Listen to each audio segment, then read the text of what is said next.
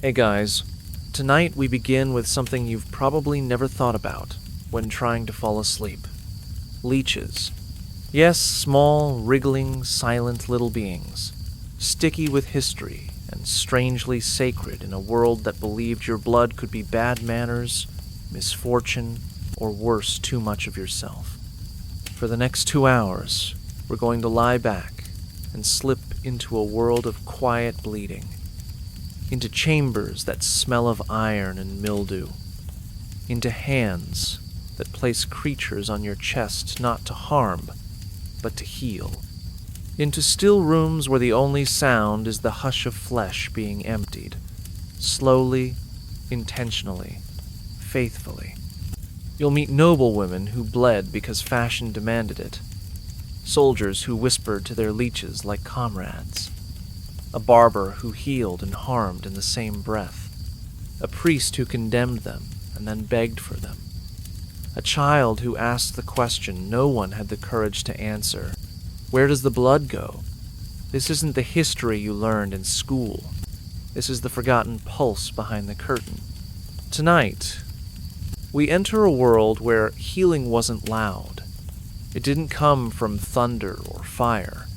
It came from silence, from a creature that asked for nothing but patience and a little of your blood. This is a history of leeches, but it's also a history of the people who believed in them, who sat still, eyes closed, waiting for something ancient and wet to tell them, you can survive this. So, dim the lights, find a comfortable spot, let your muscles loosen like bandages. You're safe here. You don't have to understand everything. You just have to let it wash over you. And if you find yourself drawn to this kind of slow, strange history, feel free to subscribe or drop a comment. I'd love to know where you're listening from and what time it is where you are. It's oddly comforting to know who else is wandering the past with me at midnight. Because what we're talking about tonight isn't just bloodletting. It's trust, suffering, ritual, and the strange human urge to believe that maybe, just maybe, the worst parts of us can be coaxed out. So settle in, breathe with intention, and if you feel your heartbeat, pay attention. Because tonight, history doesn't scream. It hums. The sick room smelled of damp towels and iron. The room doesn't speak, but it hums with a kind of quiet that feels like watching. Every breath you take tastes like mildew. The air is thick, not with life, but with expectation. The walls are bare, save for a rust-colored stain where someone once coughed too hard. Your mattress sinks beneath you like wet bread. Your skin sticks to it, and you can feel the straw poking through in patterns that will stay long after you rise, if you rise. The doctor enters like a man already tired of your body. He carries no kindness in his hands, only logic and repetition. His robe smells of vinegar and smoke. He doesn't ask how you feel. He tells you, your blood is wrong. There's too much of it, or it moves too fast, or it remembers something it shouldn't. Warm humors, he mutters, as if warmth itself were an accusation. The leeches arrive in a bowl the color of old teeth.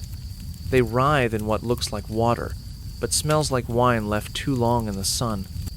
When he lifts one, it coils slightly, sensing air, tasting skin. It doesn't need to be coaxed. It knows where it belongs. The first attaches near your collarbone. You feel the moment it breaks your skin, not a stab, but a presence, like someone quietly interrupting your thoughts.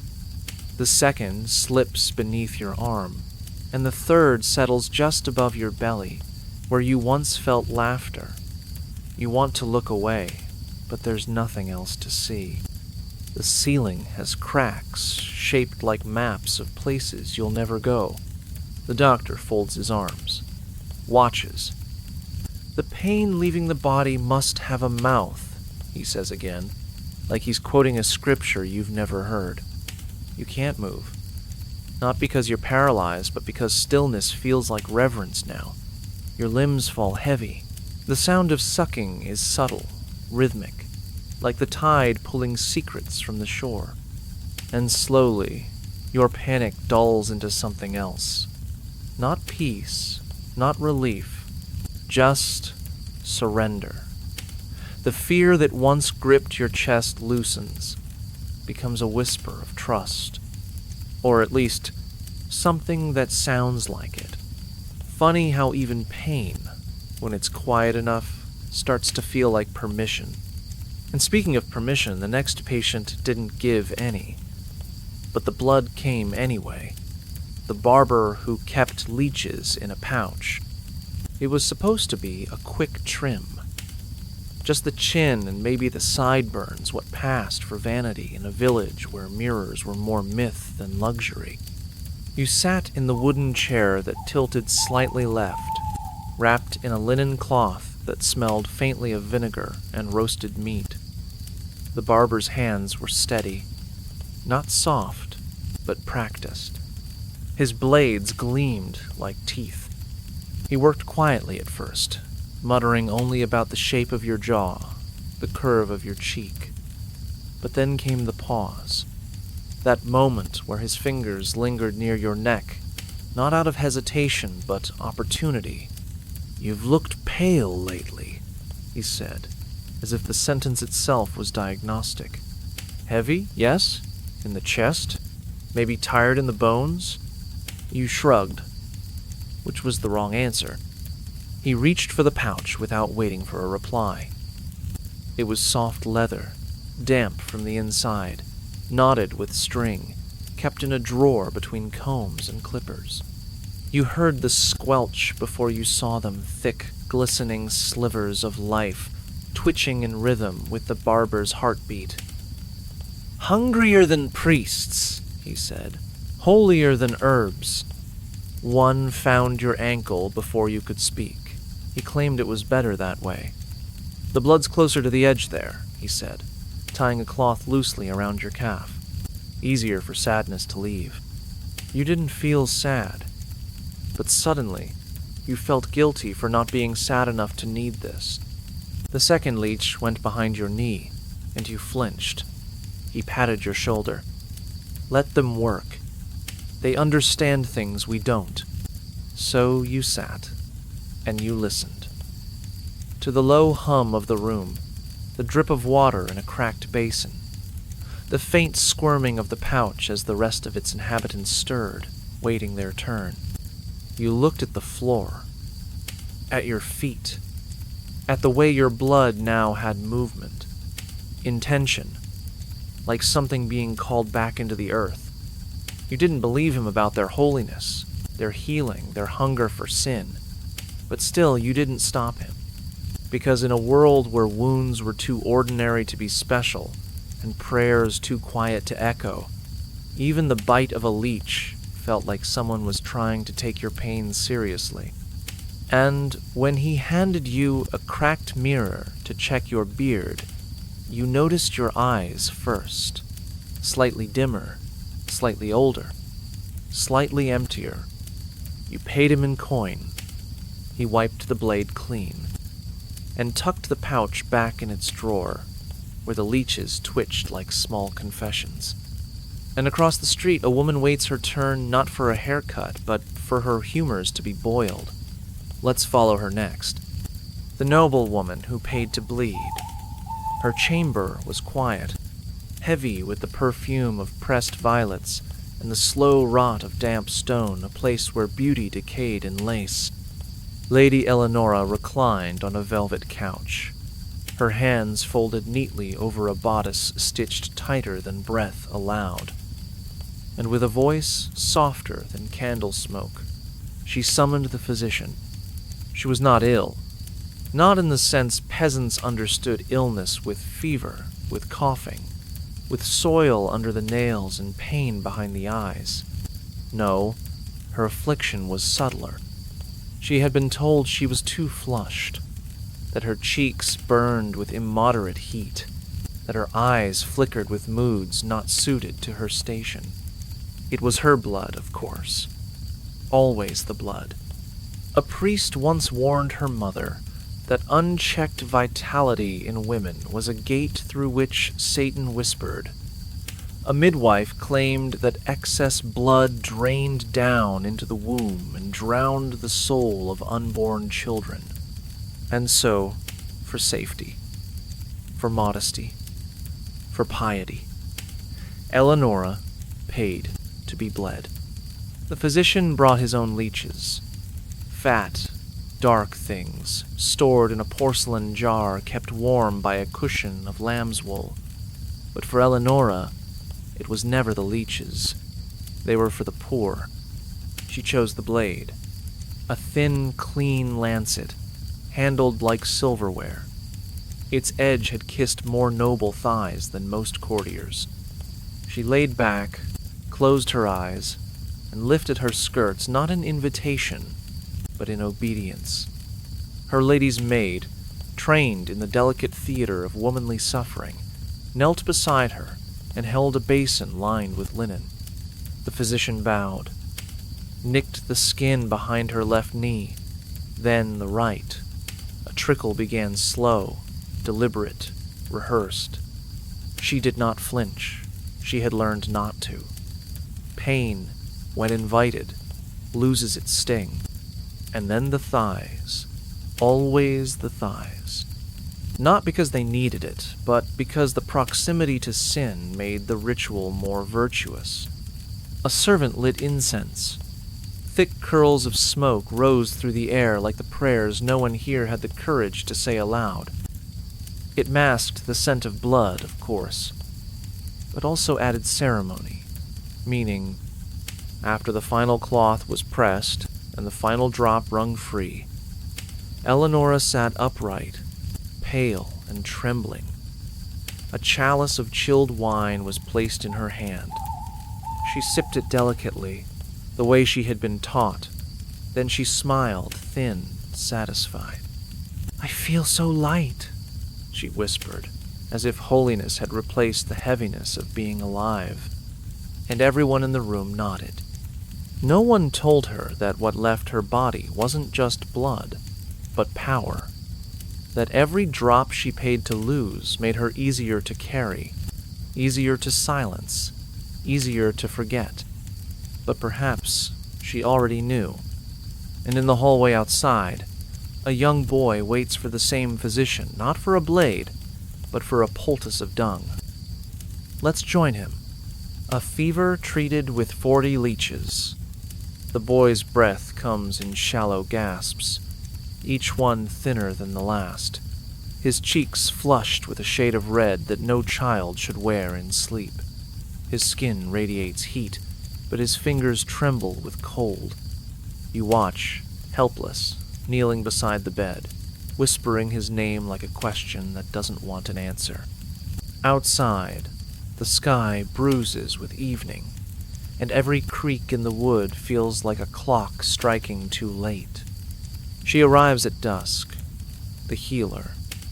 Not the priest he came earlier, mumbled a prayer, sprinkled water, and left.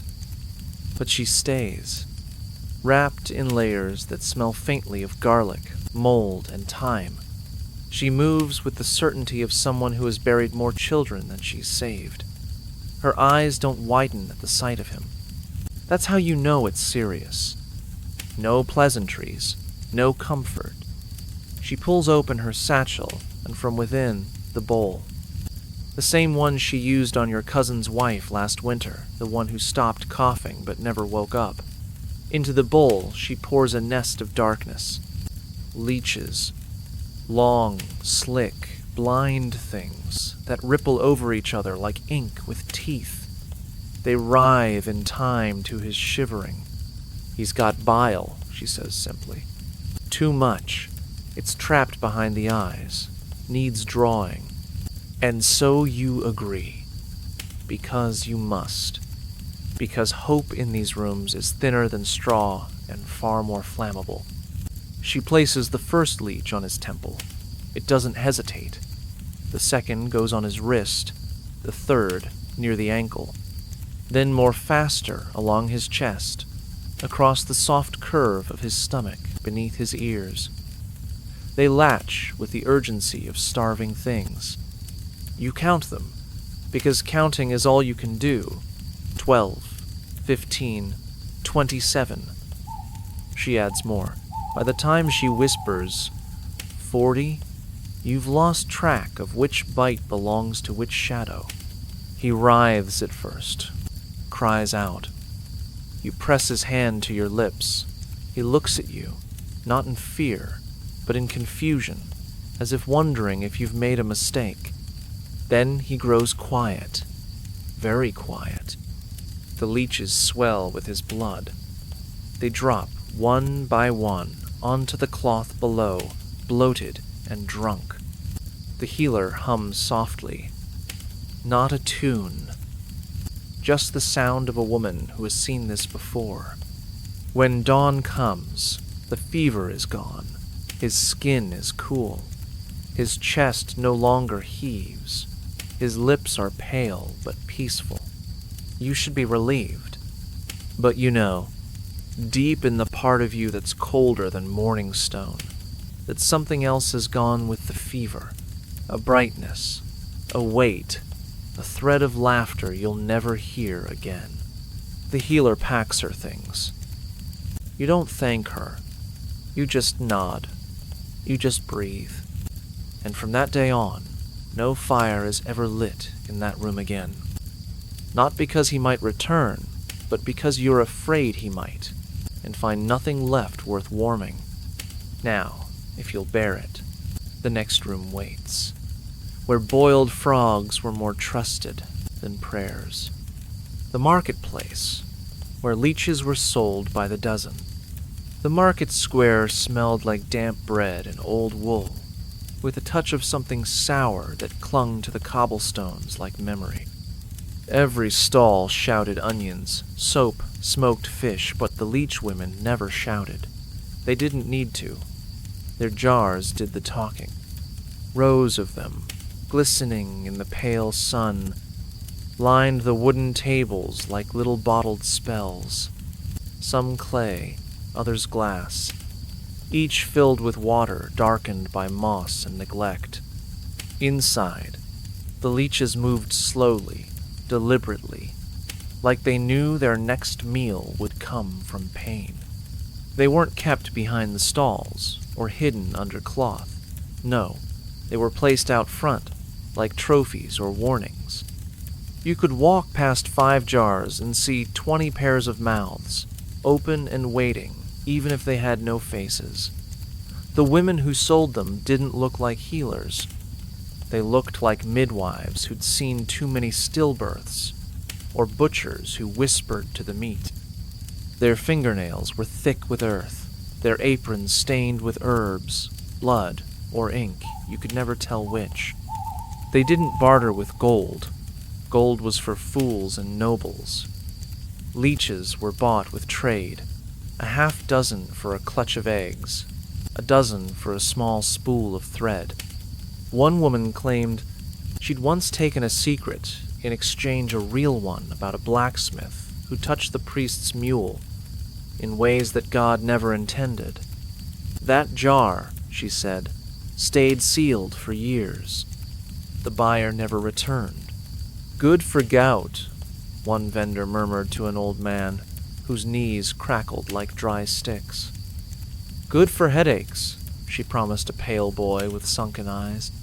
Good for pride, she added, smiling thinly at a merchant too clean for his own good. The crowd didn't laugh. They nodded. Pride was a common illness, and leeches knew how to find it. People kept them in strange places. Some buried them near root vegetables, believing the earth made them hungrier. Others set them on windowsills, between dried lavender and holy water. They became part of the household, not like pets, but like talismans. Objects you feared too much to discard, loved too little to name. You bought a jar once. You didn't really need it. You weren't sick. But you saw the way the leeches twisted in the jar slow and solemn, like monks in silent prayer. You brought it home and placed it near the pantry, behind the sack of flour. You never opened it, never dared. But on stormy nights, when wind rattled the roof and your joints screamed with a pain you couldn't name, you'd glance toward the jar, just to be sure it was still there, still sealed, still watching.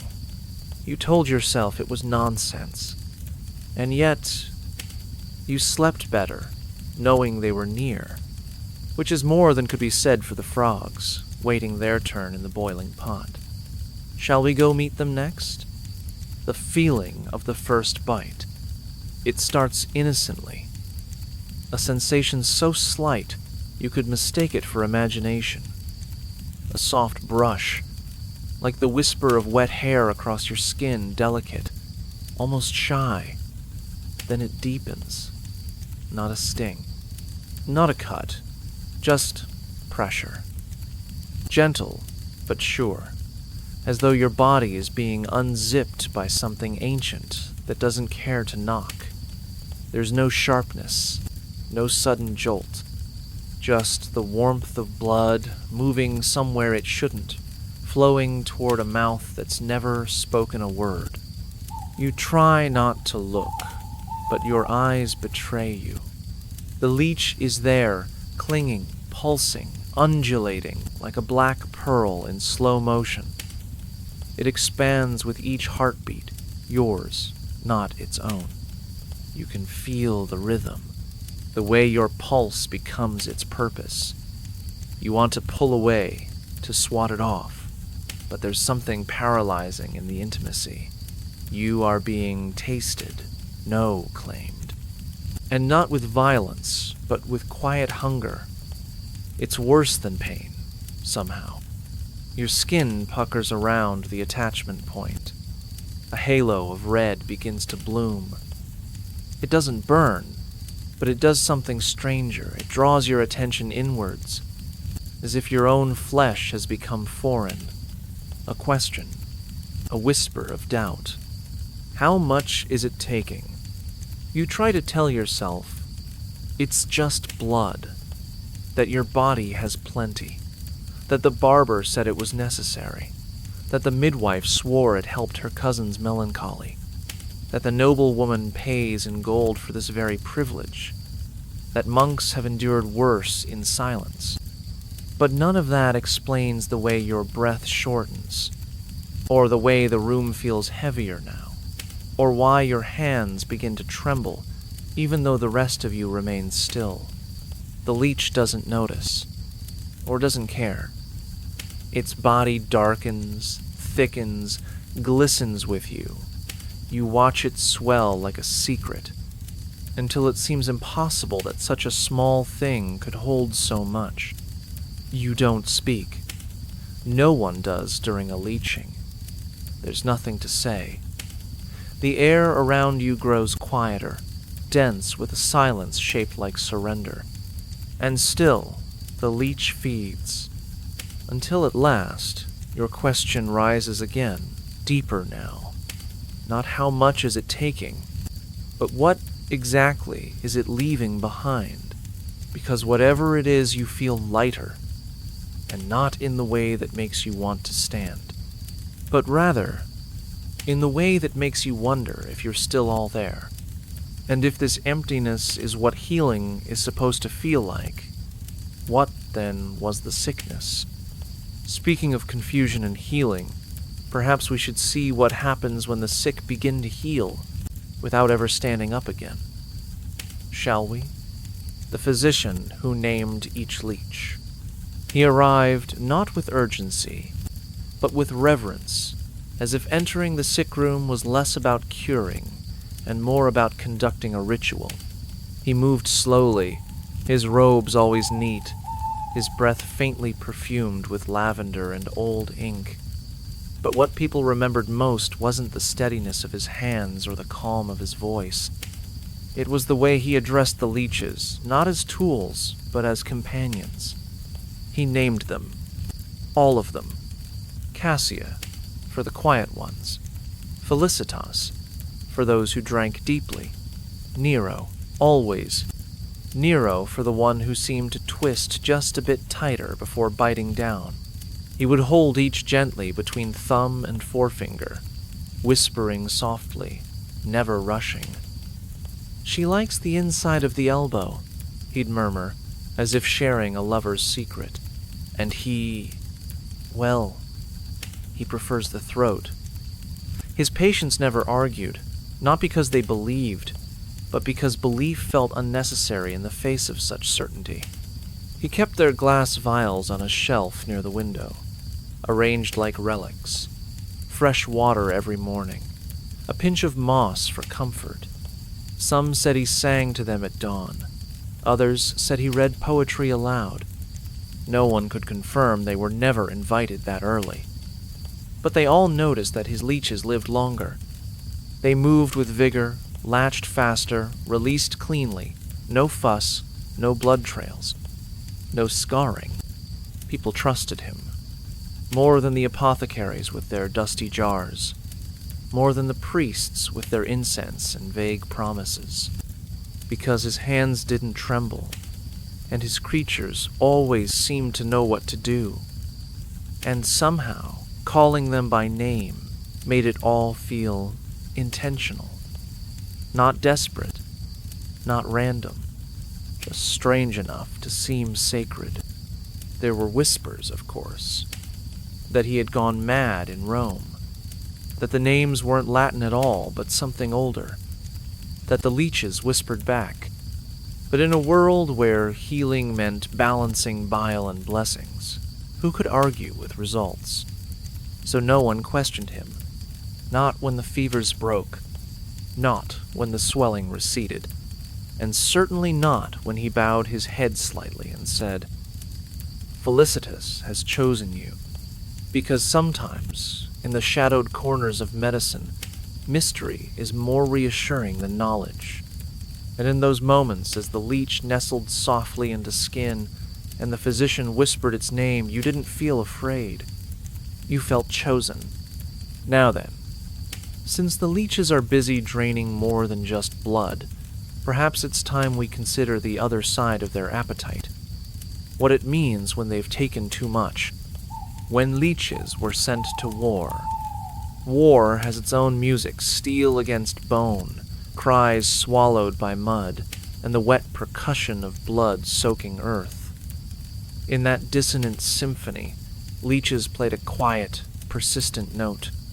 They did not march, did not scream, did not wield, but they were there, hanging from belts like soft weapons, stored in pouches that smelled of moss and blood, wrapped in damp cloth to keep them dreaming until summoned. Not for battlefield wounds per se, but for the deeper afflictions, the invisible humors unbalanced by fear, rage, cold, or grief. A cough from smoke? Drain the temples. A gash near the ribs? That meant excess bile, clearly, or so the battlefield physicians muttered, half to convince themselves. They applied leeches with trembling fingers, even as arrows fell and men groaned behind them. It wasn't precision. It wasn't always belief, but it was protocol, and in chaos, protocol feels like order. They didn't cry out. They didn't panic. The leeches just bit, latched, filled. Their bodies ballooned with blood that wasn't theirs, in a place where nothing else knew what to do. Soldiers too weak to lift a sword were still punctured with leeches under the chin or behind the knees. The physicians insisted. It was not the cut that killed, it was what brewed inside. Sometimes, a man would die mid-draining, his eyes fluttering, his hand clenched around a single squirming leech, as if bargaining, as if some last instinct whispered, "Take more, take whatever's left, just leave me empty enough to survive." After battle, the leeches, unlike most of the men, were still alive, fat, sated, the only things to walk away fuller than before. The healers would take them to the edge of the river, rinse them gently, as if they too had seen too much. A kind of unspoken reverence passed between species, blood for service, silence for loyalty. And in the ruins of another skirmish, when everything smelled of smoke and rot and broken iron, there would sometimes be a stillness. A soldier lying in the dirt, unmoving, eyes wide to the sky, and in his palm, cupped like a prayer, a single leech, bloated and still pulsing, as if it had tried until the last moment to draw death out with the same hunger it once used for disease. But war feeds all things, even leeches. Now that we've left the battlefield behind, let's return to where these creatures were born, not in blood, but in water. When leeches were sent to war, war rarely asks permission. It simply arrives. Steel clatters, earth shakes, and blood always answers first. Amid this fury, while blades sang and men howled, physicians moved quietly along the edges. They didn't wear armor. They wore aprons stained with memory. And dangling from their belts, not swords, but soaked cloth pouches. Inside, leeches. Cool, coiled, waiting. These were not tools of trauma care as we know it. They weren't summoned to stop the bleeding. Quite the opposite. Their purpose was balance, alignment, order through loss. A soldier coughing blood after breathing smoke. Clearly, the lungs were heavy, with phlegm drained the temples. Another moaned with a gut wound. The bile had turned black, apply leeches near the ribs. The logic didn't matter. Not then. On battlefields, logic is luxury. What mattered was that something could be done, and the act of doing it gave shape to the chaos.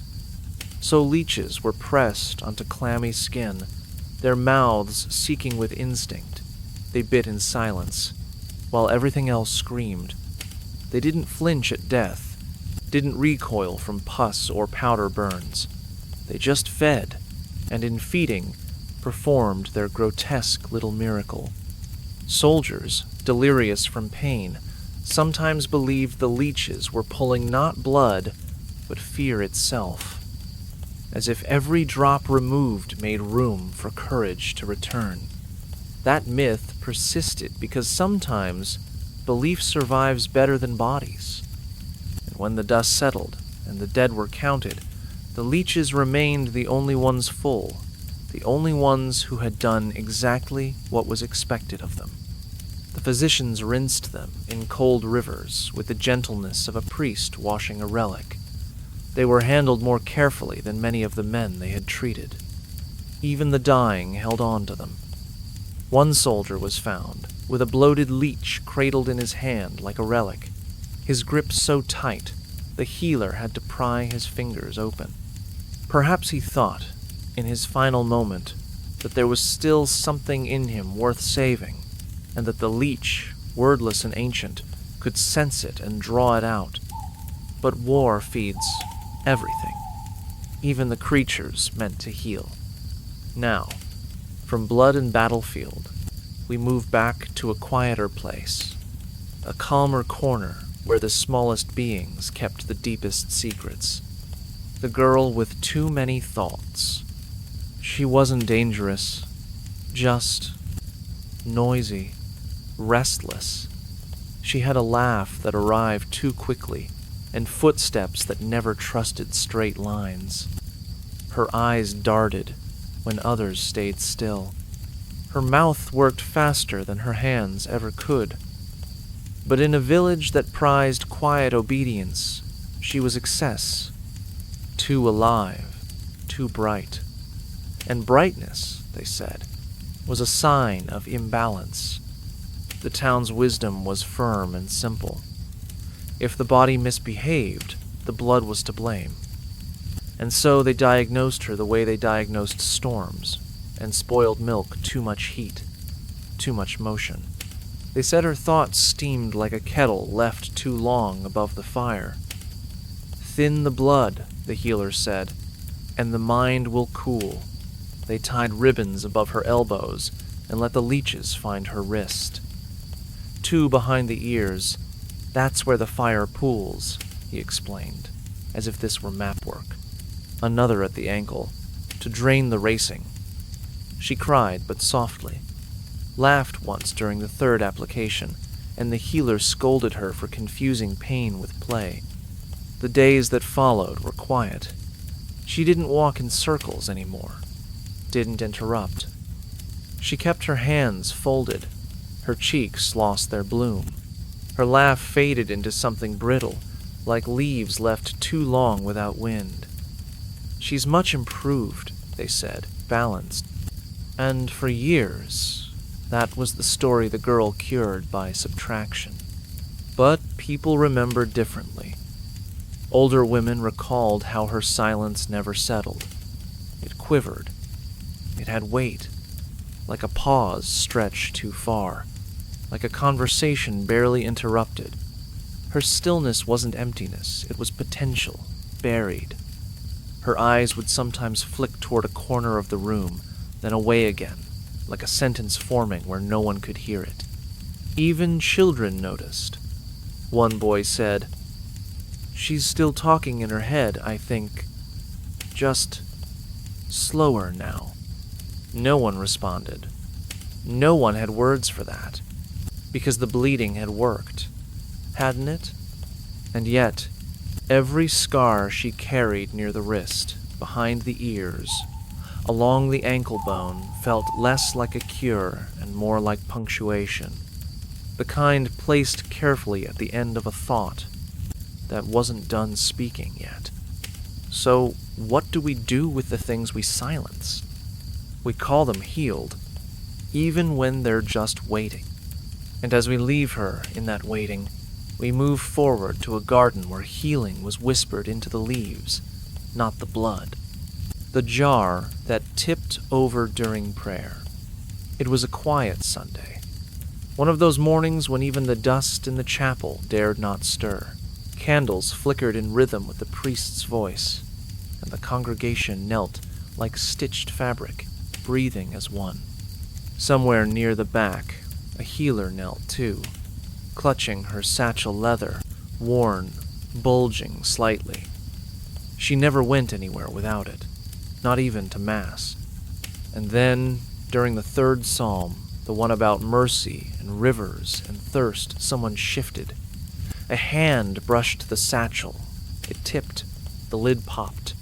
The jar rolled forward once, twice, struck a stone, and shattered. There was no warning, no cry. Just a sudden, glistening bloom of black on gray. The leeches spilled out like spilled punctuation, sliding into the cracks between stones, curling toward warmth, blind and purposeful. For a moment, no one moved, not even the priest. The silence broke not with screams, but with breath short, sucked in, held too long. A woman gasped. A child laughed once, sharp and high, until he caught the expression on his mother's face. Then he bit his lip and clutched her sleeve. The healer scrambled. Her hands moved fast, more from instinct than panic. She grabbed the cloth she used for poultices. She pressed it over the slithering dark, scooping them gently, like saving spilled wine. One slipped past her fingers and reached the altar step before she caught it. She never spoke, not once, nor did anyone else. The priest kept his place behind the pulpit, hands frozen mid-blessing. When it was over, when the last leech was back in the jar's broken remains, the healer bowed her head and sat down again. The sermon resumed, but something had shifted. After the service, people filed out in silence. No idle chatter, no complaints about sore knees or the length of the hymns. The stone where the jar had shattered remained damp for hours. Some said it steamed. Others said that was nonsense. But they all remembered. Not the gospel. Not the priest's trembling voice. Not even the healer's name. Just the sound of wet bodies moving where only souls were meant to. A slap. A squelch. A presence no one invited, yet one they all secretly feared. Because in that moment, prayer and flesh had touched, and it was unclear which one recoiled first. And speaking of recoiling, let's step now into the next scene, where not just leeches, but kings themselves believed that blood must flee the crown to keep the head safe. When the cure left a ring of blood, the leech did not warn you when it finished. There was no signal, no twitch, no ceremonial retreat. It simply let go weightless now, bloated, silent, and dropped to the floor like a fruit dislodged from a weary tree. You heard it land, a soft, wet sound, more suggestion than impact. But you felt it most in the absence, the sudden coolness where its mouth had latched, the air finally touching your skin again. You looked down. Where it had clung, there was a ring. Not a wound exactly, but a dark, glistening circle that throbbed with a slow, rhythmic weep. Blood continued to bead and trickle long after the creature had gone. The healer nodded, pleased. "It's working," she said, as if the sight of your lifeblood leaving was proof of something noble. The illness follows the whole. You wanted to believe her. You needed to. So you pressed a cloth to it, coarse linen, the only clean square you had, and watched it change color. First, a faint blush, then a smear, then, inevitably, a red bloom that soaked deeper with each passing minute. By nightfall, the bleeding had slowed, but the ring remained. Not red now, but bruised. Purple-gray, like something you might find beneath the bark of a sick tree. You undressed carefully. Lay on your side. Listen to the rain tapping the shutters. Every now and then, you reached back to the mark with your fingers, almost without thinking. It pulsed beneath your touch. Not painfully, just enough to remind you that it was real. That the skin there was different now, looser, more tender. Like it had learned something the rest of your body hadn't. You didn't cover it with salve. You didn't bind it tight. You let it breathe. Because somehow, that small, circular wound, that leech kiss, that slow-drawn whisper of red, felt like more than injury. It felt like proof. Proof that someone believed you could be saved. Or, at the very least, that your sickness could be bargained with. And so you slept, not healed, not whole, but marked. Marked in a way that made silence feel less like forgetting, and more like remembering through flesh. A red ring, a story without words, a memory that didn't need retelling. And just down the corridor, where the candles still flicker, sits a man who's lost count of his own rings. Because when bleeding becomes a ritual, some bodies forget what it means to be full. The leech that wouldn't let go. It began like all the others, a small, cool weight against your skin, followed by the faint, almost imperceptible prick that meant the feeding had begun. This one, though, felt different. Not more painful, but more intentional. It had fastened itself high on your chest, just below the hollow curve of your neck, where your heartbeat could be felt without effort. A place too close to your breath, too near your voice, as though it were listening for something beneath the surface. When the healer came to remove it, she pressed the salt to its slick, pulsing back. Nothing. The match was next, Fire waved nearby, heat curling the air like incense. Still, the creature did not retreat. It clung tighter, body taut, mouth buried deep, as if drawing not just blood, but memory. Maybe even confession. "It's a sign," the healer said, leaning in with a look that bordered on reverence. "It knows there's more inside you than you've let out." You didn't find that comforting. You felt invaded, seen. Not by a person that might have been bearable, but by something older, smaller, hungrier. The pressure began to change. It wasn't pain. It was insistence. Like being whispered to in a language you once knew but had forgotten how to speak. You began to shiver, though the room was warm. Your hands twitched. The edge of your vision blurred slightly, as though your thoughts were being pulled through a straw. Still the leech fed. Still it refused to loosen. Eventually, whether from fullness or fatigue, it let go. Slid down your chest like a drop of ink in water. No one spoke for several seconds. The healer scooped it into a bowl with practiced care, her eyes avoiding yours now, her face strangely solemn. You sat there, spine rigid, staring at the space where the leech had been. It looked unremarkable, just a red mark, a circle, same as all the others. But it wasn't, because the absence was louder than the bite had ever been. You didn't speak for a long time, not because of pain, but because silence felt like the only thing left to you, a kind of hush that had crept into your bones and curled up like an old cat, content to stay. You pressed your fingers to the wound, half expecting to feel something still moving there, some remnant of that strange communion. There was nothing, and that, somehow, was worse. Later, in bed, long after the healer had gone, you found yourself tracing the shape again. The skin still tender, still unfamiliar. Something had been taken from you. But the real question, the one you couldn't stop circling, was whether it had been something you wanted to keep in the first place.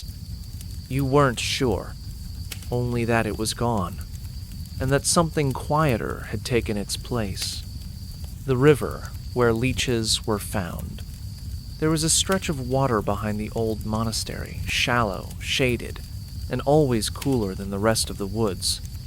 Not wide enough to call a river, not narrow enough to dismiss as a creek. It moved without urgency, slipping between stones like a secret, too slow to splash and too deep in its silence to trust. The monks said nothing about it in sermons, but everyone knew that's where the healers went when supplies ran low.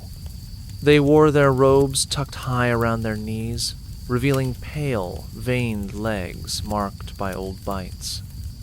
In the dim hush of late afternoon, they would wade in with the reverence of men entering a chapel. Step by step, still as trees, they moved through the shallows with their long sticks and wooden pails, eyes scanning the bottom like readers of sacred text. When the leeches latched on, they didn't flinch. They waited. They welcomed it. Then, with slow hands, they'd peel the bloated bodies free, one by one, and place them gently into clay jars or buckets lined with damp cloth. To the monks, it was collection. To the villagers, it was ritual. To the children hiding in the brush along the banks, it was magic. Or maybe witchcraft. You watched it once as a child, lying belly down in the grass, biting your thumb to stay quiet. The leeches twisted in the sunlight, black and wet and alive in a way that seemed older than animals, older than people. They didn't make sound, not truly, but in the pail, together, their movement made a music of its own, a wet fluttering, a rhythm that pressed into the air like breath against the back of your neck. The older children whispered that if you stepped into that water too boldly, the leeches would find your heart before they found your skin, that they could taste guilt, that some men never came back up for air. But you never looked away. There was something holy in the stillness, in the way the monks never hurried, in the way they trusted the river to give what was needed, not what was wanted. Even now, long grown, the memory returns, not as fear, not even as fascination, but as a sound, that soft, slippery rustle of blood hunger in the bottom of a bucket, like rain on old wood, like whispers from a mouth that doesn't need to open to be heard. The poor man's only medicine. You didn't have coin for potions, no purse for sage or saffron. The apothecary in town offered nothing for free, and the priest, while generous with silence, charged in candles and contrition. But there was a neighbor, old Marta, who lived 3 doors down with more cats than windows, who kept a jar beneath her stove. Inside, the leeches floated like prayers without words, black, lazy, suspended in a water so green it seemed holy. She lent them without ceremony. A chipped spoon, a folded square of gauze that smelled like yesterday's stew. "Only use 2, she warned, then laughed. "They've had a long week." You didn't ask what that meant. Back home, you placed them gently on your skin, the inside of your wrist, just below the scar from splitting, kindling too fast. The first latched immediately, as if it had been waiting for you. The second wriggled, hesitant, before settling into the soft part of your arm where the vein showed blue. You lay down, flat on the cold stone floor, hands still, breathing shallow. Time moved strangely then. Not fast, not slow, just sideways. The ceiling above you, blurred, swayed, turned like a sky, unsure of its own direction. The leeches pulsed, steady, like clocks wound by instinct. You didn't cry. You didn't speak. But somewhere between the 8th and 12th heartbeat, you stopped feeling like a body and started feeling like a vessel, like something was leaving you that had never belonged in the first place. Not sickness, exactly. But wait. You fell asleep before they finished. Marta had said to sprinkle salt when you wanted them off, but they had detached themselves by the time you woke. The gauze was damp, the spoon missing. You think one of them crawled back into the jar on its own. The other? You try not to think about it. By morning, your cough was still there.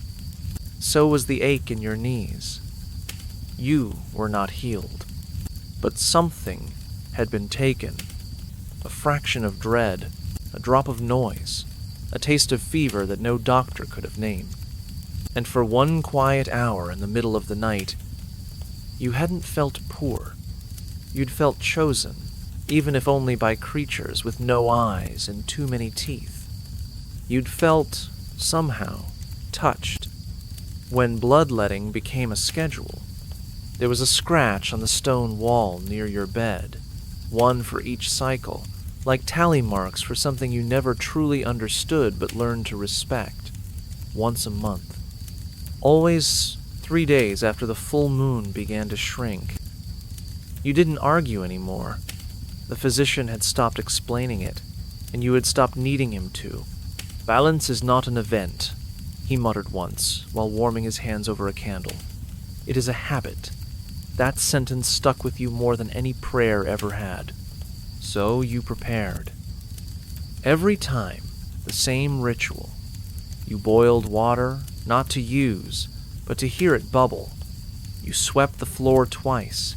You folded a cloth and set it beside the jar.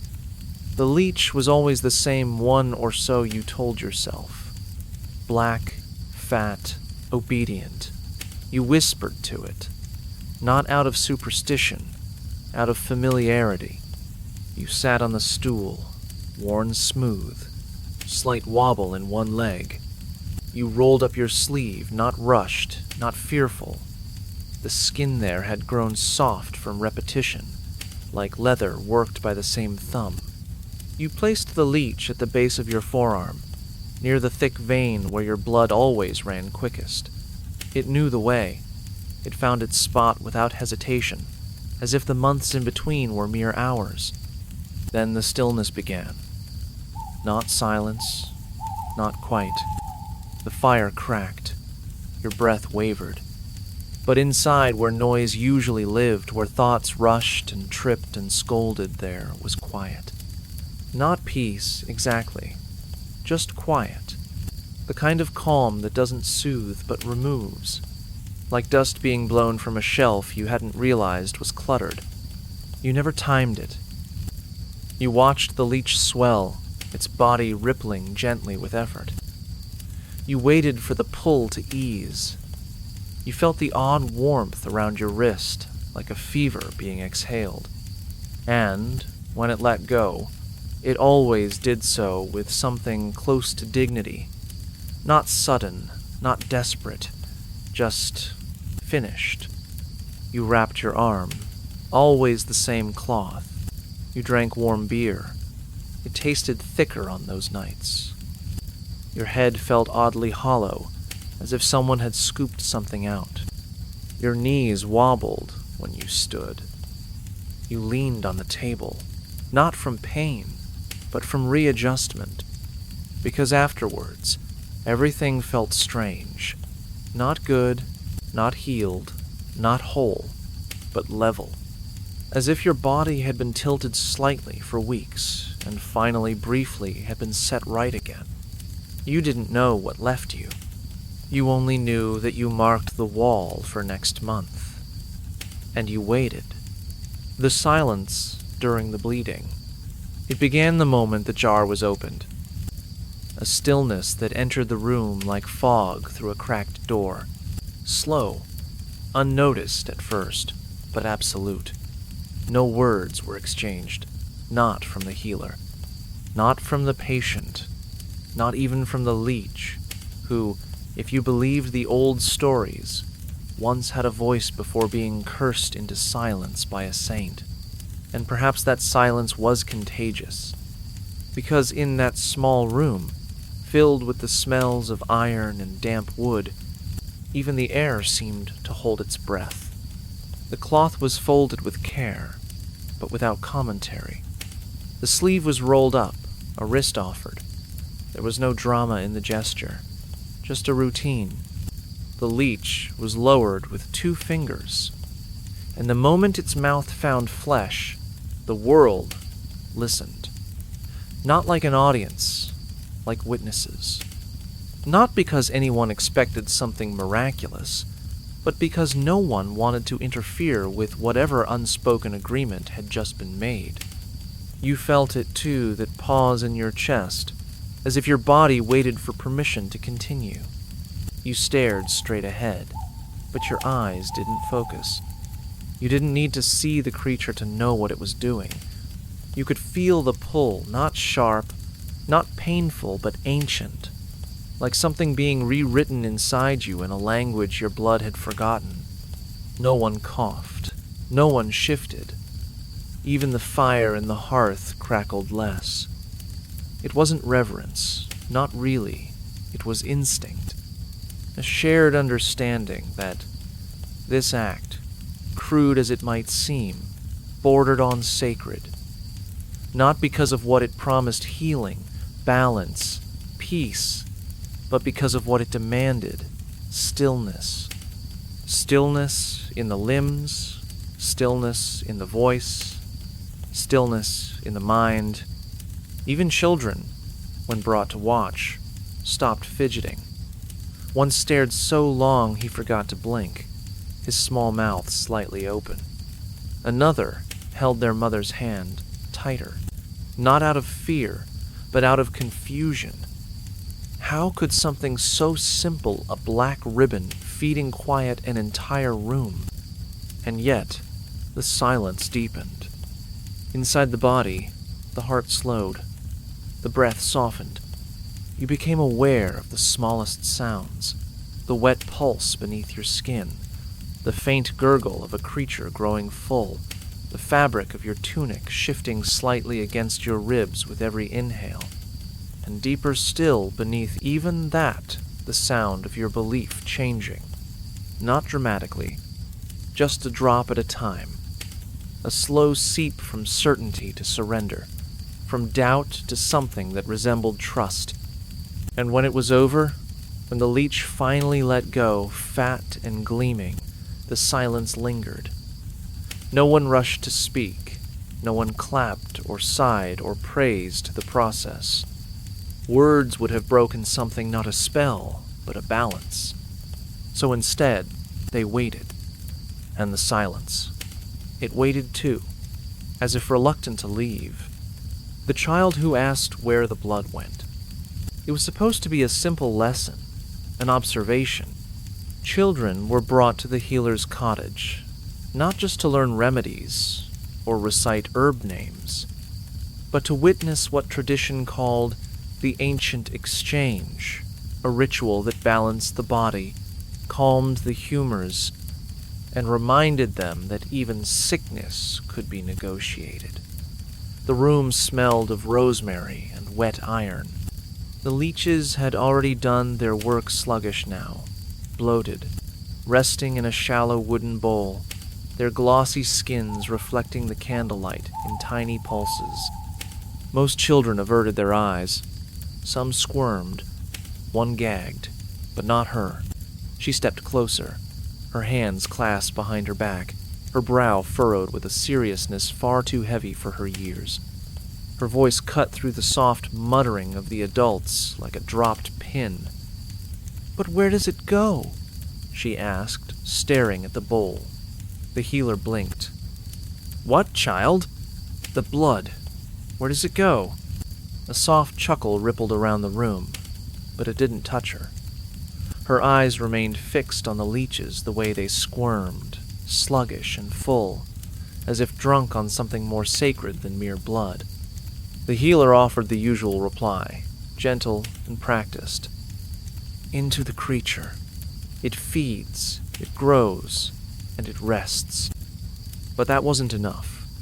Her gaze didn't leave the bowl. "And what does the creature do with it?" The room quieted.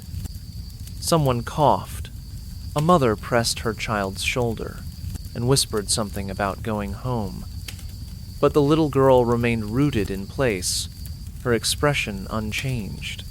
Not fearful, not disgusted, just searching, as if she was trying to see something no one else could, something deeper than the skin, deeper than the act. And the truth was, no one had ever asked that before. Not seriously. The leech takes, it feeds, it drops off. End of story. But this girl was demanding more. Demanding that the narrative continue past the ritual. Past the moment where everyone else stopped paying attention. Because where does it go? Does it become part of the leech? Does it churn inside it forever, transformed into hunger or memory? Does the leech carry something of you somewhere in the dark tubes of its belly? And if so, is that still your blood? Or does it become something else? A message, a warning, a relic? That night, the girl slept restlessly. Her mother said she whimpered in her dreams. Not loudly, just enough to sound like someone whispering to themselves. In the morning, she didn't speak about it, but she drew page after page, spirals and shapes that looked almost like letters. But they weren't.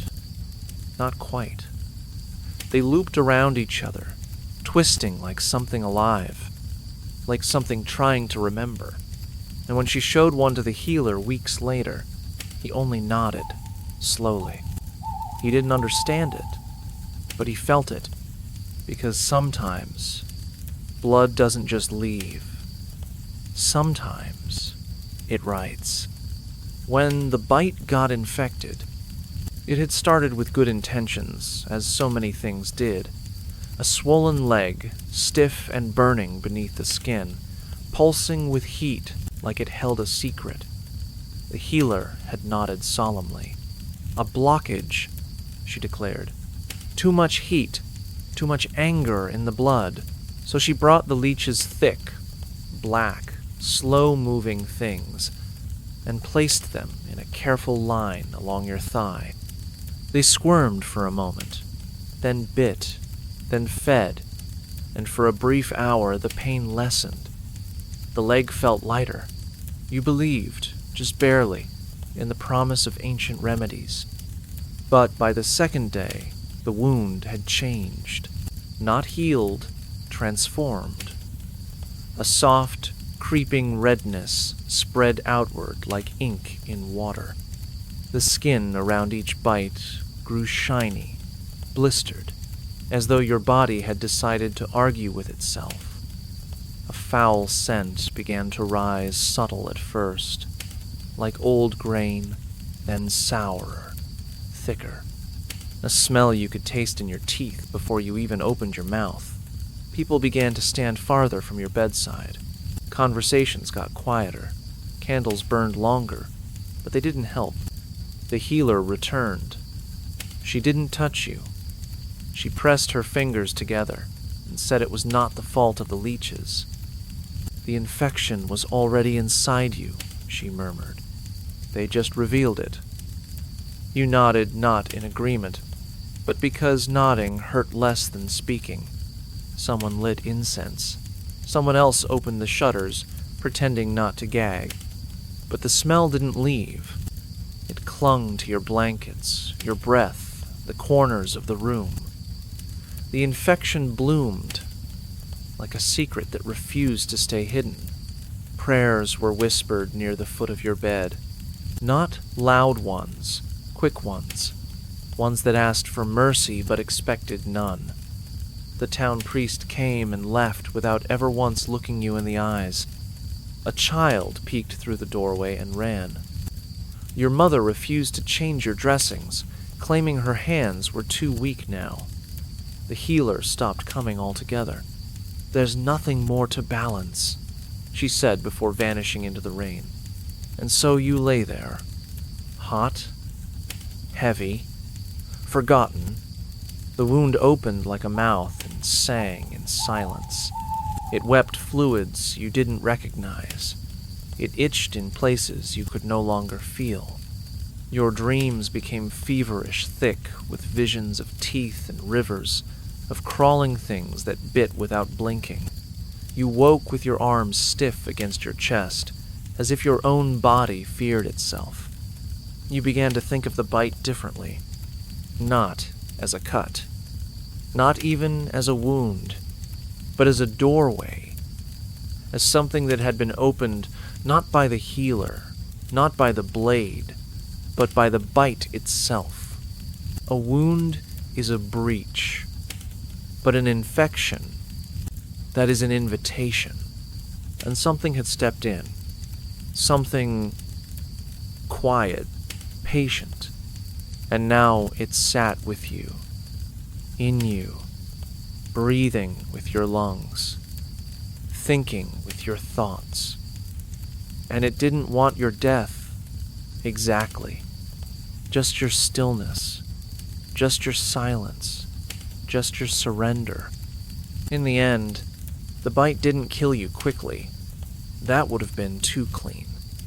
Instead, it taught you to rot with grace, to decay with dignity, to remember, always, that even salvation has teeth. The healer who refused to bleed himself. He was known by the weight of his satchel and the hush of his approach. A man wrapped in the scent of thyme and damp wool, who moved through the village like a shadow given purpose.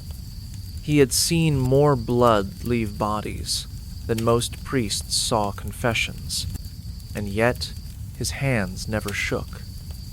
Not when applying a leech to a weeping wound, not when slicing flesh with the tip of a bone-handled lancet. He understood illness like others understood weather, not something to be feared, only prepared for. But when the sickness came for him, it was quiet. Not dramatic, no fever, no fits, just a cough at first, light as dust, a yellowness in his eyes, a heaviness behind them. The villagers noticed. They offered their own remedies, timidly. He waved them away with fingers that trembled slightly more than they used to. "It will pass," he said. "The body balances itself if you let it." But they knew better. They had seen him work, had watched him lean in close to dying men and mutter, "You should have come sooner." And yet, when one of them, a woman whose child he had once saved from a seizure with nothing but pressure points and prayer, offered to place a leech at his temple, he recoiled. Politely, firmly. "No," he said. "It's not for me." The jars remained unopened. His own gauze sat untouched on the table beside his bed. He still treated others, still pressed leeches to swollen ankles and blackened toes, but never once did he reach for them himself. Never once did he roll up his own sleeve. Whispers grew like mold in the corners of the village. Is he afraid of what might come out? Does he know something we don't? Some said he believed himself too sacred to bleed. Others thought the opposite, that he feared what bled from him might not be blood at all, because a healer collects things, not just herbs and tools, but stories, desperation, secrets, breath caught in throats, hands clenched against pain. Every touch leaves something behind, and he had touched so many. Perhaps that's why he kept his blood inside. Not to preserve his strength, but to hold on to what he had taken from others willingly or not. And as his skin grew pale and paper thin, and his cough hollowed his voice until it rasped like wind through reeds, no one pressed the issue. There's a kind of reverence reserved for men who live in contradiction, who know the medicine but refuse the cure, who whisper about balance but carry their own disease like a final lesson they won't explain. The day he stopped walking was the day people stopped knocking. He lay beneath wool blankets, eyes open, lips cracked. A jar of leeches sat by his bedside, still sealed. They moved sluggishly in their murky water, unaware they had been denied the honor of his flesh. Occasionally he would look at them. Just look, as if daring them to speak first, as if waiting for a sign that never came. When he died, no leech touched him. No blood was drained. He passed full of secrets, of restraint, of a refusal that had become its own kind of ritual. The villagers buried him with his tools. They said prayers they didn't fully understand, and someone, perhaps out of habit, placed the sealed jar beside him in the dirt, because even in death, they thought, maybe one day he'll change his mind. The bite that left a scar you grew to miss. It wasn't deep, not the kind of wound people speak about in hushed tones or write down in family ledgers. No one fainted when it happened. No one rushed to your side with a cloth soaked in vinegar or an amulet wrapped in wool. It was small, a leech bite, barely more than a bruise with ambition, just above your ankle, where the skin is soft and often forgotten. A place that doesn't ask for attention until it's marked. In the days after, it was red, warm. You checked it compulsively, like someone expecting a letter that never came. It bled once more, slightly, onto a sock you refused to throw away. You walked carefully for a while, as if the scar were a crack in the earth beneath you, as if it held something delicate, something sacred. But the pain faded. The skin toughened. The memory didn't. Seasons passed. You stopped noticing it until you did. During storms, it tingled. During snow, it cooled. It responded to the world in ways your voice no longer could, like a secret language between your body and something older than weather, something older than fear. You began to trace it with your thumb while thinking, not consciously.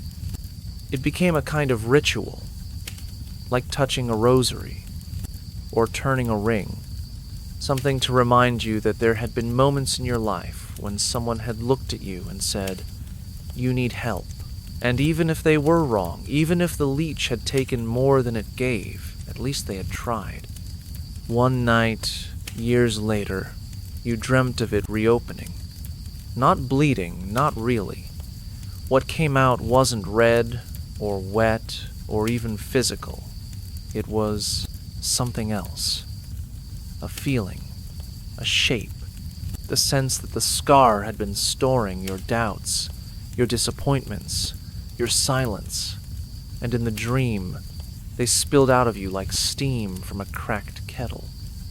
You watched yourself become lighter, not healed, just aired out. You woke up with your leg uncovered, the scar visible in the morning light, and you didn't pull the blanket back up. It was still there, faint, quiet, but undeniable, a crescent of old effort. A memory forged not from the moment of pain, but from every day that came after the days you survived it, the days you forgot it, the days you remembered again and didn't flinch. Because not all scars are stories of violence. Some are just souvenirs of strange compassion, of treatments that didn't quite work, of hands that tried anyway. And now, when someone asks if you have any lasting marks, you don't show it. You don't need to. You know where it is. You know how it feels when the rain returns. And in some small, unexplainable way, you miss it when it doesn't. The apprentice who couldn't watch. He was barely old enough to carry the satchel, let alone bear witness to the rituals inside it. His robes still smelled of fresh linen and fear. When the village healer first took him in, it was because his hands were small, sure, and unmarked by fieldwork or frostbite, perfect for holding tools, for stitching skin, for lighting candles during dusk consultations. But when it came time for the leeches, his confidence withered like herbs left too long in the sun. The first time, he tried. He really did. The healer placed a leech just below a woman's ribs, and the apprentice leaned in to see. But the moment its body writhed into position, tongueless and blind and hungry, something in his throat closed. His face went sheet white, like wax left near flame. He stumbled outside and vomited behind the stable, the sound louder than the woman's groan. When he returned, the healer didn't scold him, just handed him a cloth and said, "You'll get used to it." He never did, but he didn't quit. The next day, and every day after, he showed up before sunrise. He boiled water, folded linens, labeled jars. He sorted herbs, measured powders, cleaned knives dulled by bone. He changed the water for the leeches with fingers that never trembled but never lingered. He carried the jars at arm's length. He looked away during treatments, eyes fixed on the window or the floor, on anything but the place where blood met medicine. And people noticed. Not his avoidance, but his presence. He was there, always there, quiet, reliable, while others mocked or flinched. He kept vigil over the edges of healing, never stepping into the center, but never stepping out either. He learned other things, how to calm a patient's breathing, how to pray without speaking, how to whisper a name and make someone feel less alone. The healer began to lean on him for more, not the biting, but the being. And when the old man fell ill, when his voice cracked and his eyes dimmed, it was the apprentice who sat beside him. He didn't bring leeches. He didn't offer remedies. He just sat, holding the jar of herbs the healer liked best, as if scent might carry him somewhere softer. After the burial, no one asked who would take over. They simply brought their ailments to the door and waited. The apprentice never touched a leech again, but he never refused one either. If a patient asked, he'd provide them, prepare them, speak their names, even Felicitas, Nero, Cassia, the way the healer used to. But he let the patient place them, let the body guide the healing. And in doing so, he honored something deeper than tolerance, something kinder than courage. Because sometimes, care isn't about what you can bear to look at. Sometimes, it's what you choose to stand beside anyway. The creature that looked too much like a question. It sat at the bottom of the jar, coiled like an unsent letter, still but expectant. The children leaned closer, breath fogging the glass, their curiosity balanced precariously between fascination and unease. It didn't move much, just the occasional ripple along its length, as if it were remembering something slowly. One girl pointed and asked, "Is it sleeping?" The boy next to her shook his head. "It's thinking." No one laughed. The healer placed the jar on the shelf like a relic, not like medicine. "This one is old," she said. "Careful, it knows its work too well." That only made it worse. Because how could something so quiet be so dangerous? It didn't have eyes, or limbs, or even a face. Just a body that pulsed with purpose, and a hunger you weren't sure was finished after the blood dried. Adults pretended not to mind. They accepted the leech's role, like winter or taxes necessary, unpleasant, and better not to look at too long. They nodded when the healer spoke of humors, imbalance, and the wisdom of the body. But they avoided its gaze, or lack of one, and never asked why something so strange was allowed so close to the skin. Because what was it, really? Not an insect, not a fish, not quite a worm. It was something in between. Something the world had made space for, but never fully named. When it attached, it did so without emotion. No growl, no hesitation. It simply fed, and then it let go. To some, that made it divine. To others, monstrous. But to everyone, even those who refused to admit it, it resembled a question more than a cure. A living, wriggling uncertainty. A soft-bodied reminder that nature's answers didn't always come in beautiful packages. That, sometimes, what helped you feel less sick also made you feel less human, as if your blood, your warmth, your fear were nothing but currency in a transaction too old to challenge. Later, long after the jar had been cleaned and stored, and the children sent home with stories they weren't supposed to tell, one woman lingered. She stood alone in the corner, watching the shadow left behind on the table. She didn't ask if it worked. She only whispered, "What does it want?" No one answered. Not even the healer.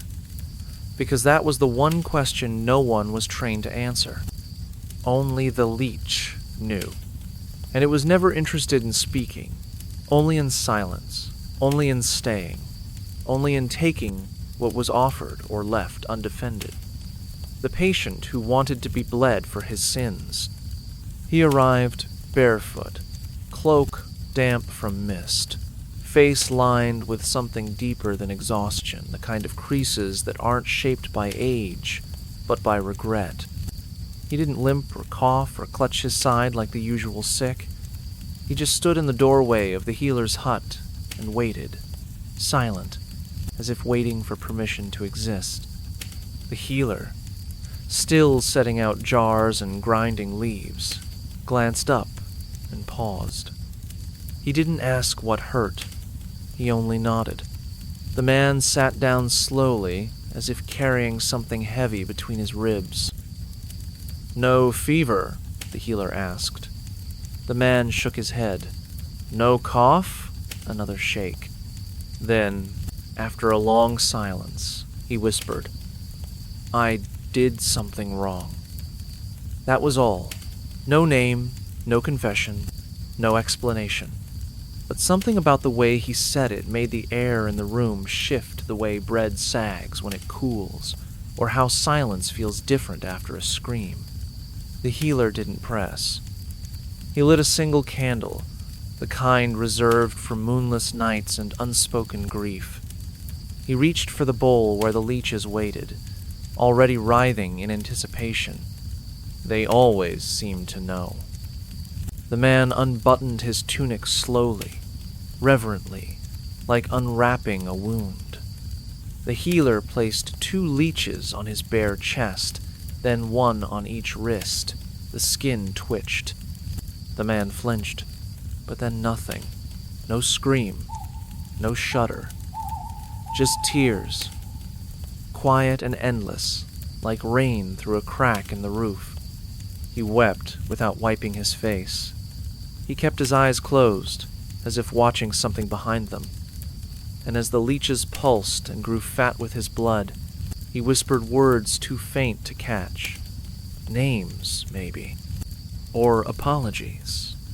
When the bleeding stopped and the leeches detached, the healer removed them gently, as one might remove flowers from a grave.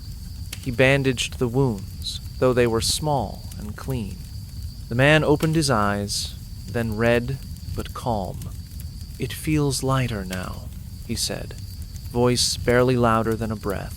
He stood, nodded once in thanks, and left before the candle had finished weeping wax.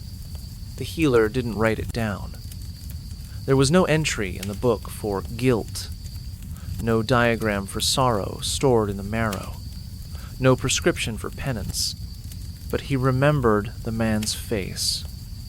Not the features, the weight, the way his shoulders lifted, as if something invisible had finally stepped away. Not all bleeding comes from illness. Not all sickness is in the flesh. But sometimes, when the blood leaves the body, it takes something else with it, something darker, quieter, older than pain. And sometimes, that is enough. The sound of them in a bowl. It wasn't the sight that unsettled you. Not at first. You could stomach their shape all slick and silent, curled like spilled ink. It wasn't even their color, that glossy black that caught the candlelight in strange, shifting ways. No, it was the sound, or the almost sound. That faint, slick whisper of bodies brushing against each other in a bowl too shallow for secrecy. It reminded you of something being folded, not bent, not broken, but gently changed into another form. You sat beside the table, sleeves rolled to the elbows, knees aching from the long wait.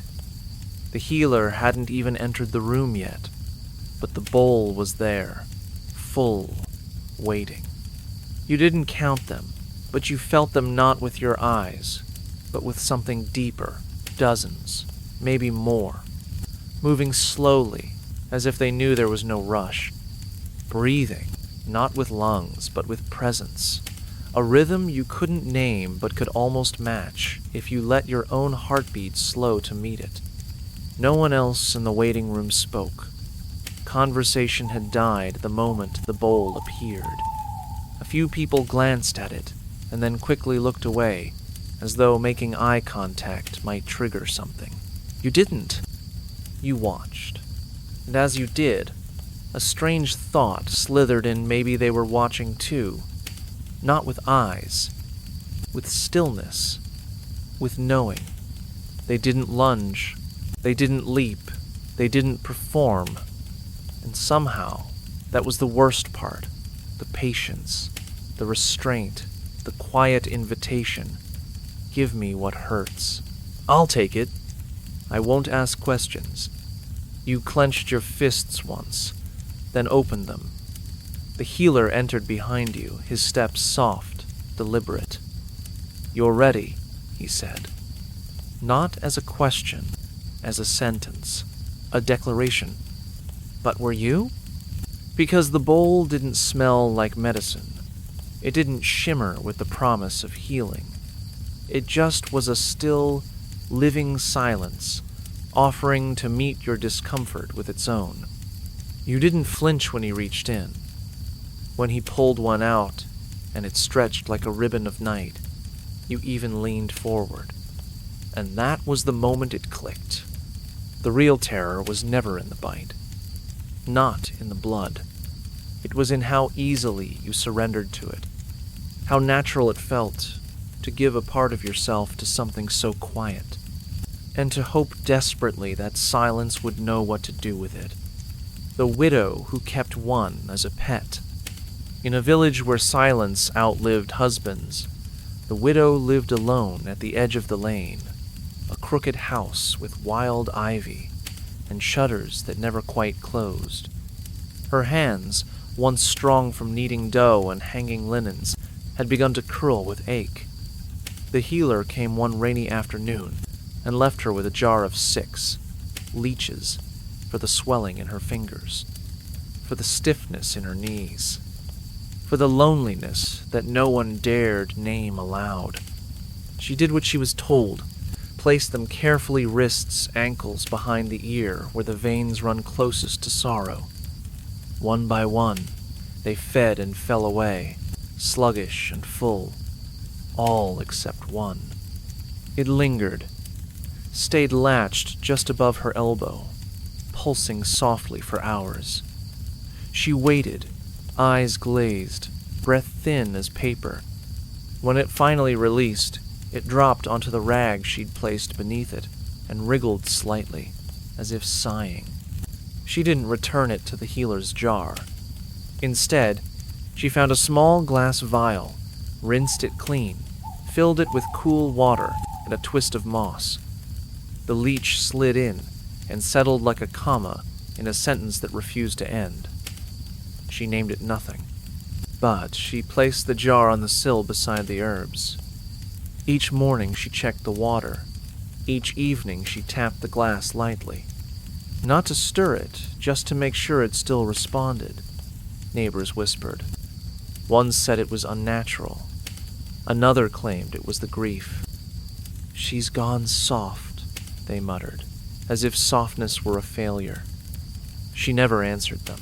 She didn't need to, because she had found something no one else seemed to understand, a kind of presence that asked for nothing and took only what was given, a creature that had once taken her pain and stayed, not out of duty, but out of some strange, shared knowing. She talked to it in the quiet hours, not with sadness, with memory.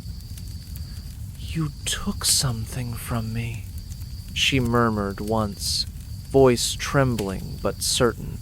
But you left something too. Her fingers hovered near the glass like a prayer unfinished. And then, one winter night, it stopped moving. No thrash, no drift, just stillness, like a breath held too long. She didn't cry at first.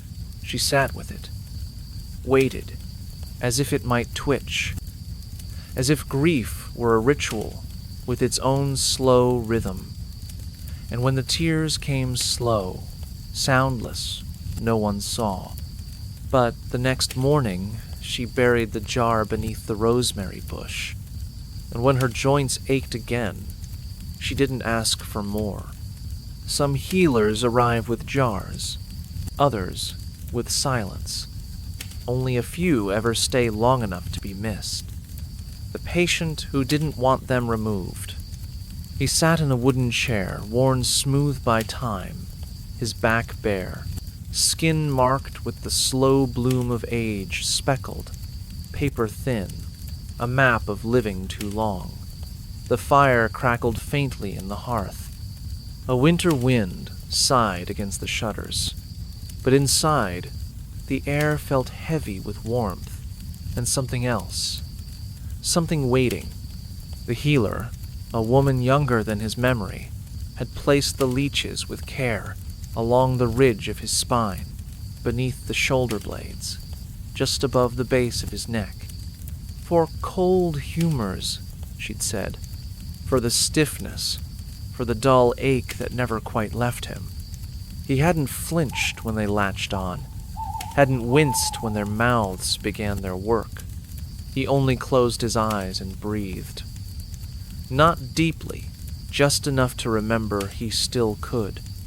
An hour passed. The healer returned, with a pinch of salt and a folded cloth, already reaching for the first bloated shape. But his hand lifted, slow and firm, stopping hers midair. Let them finish. His voice was soft, not defiant, not desperate, just still. She paused, watched his face for a sign of pain, confusion, maybe madness, but he only looked ahead, not at her, not at the creatures drawing from him, at something else entirely, something invisible and far away.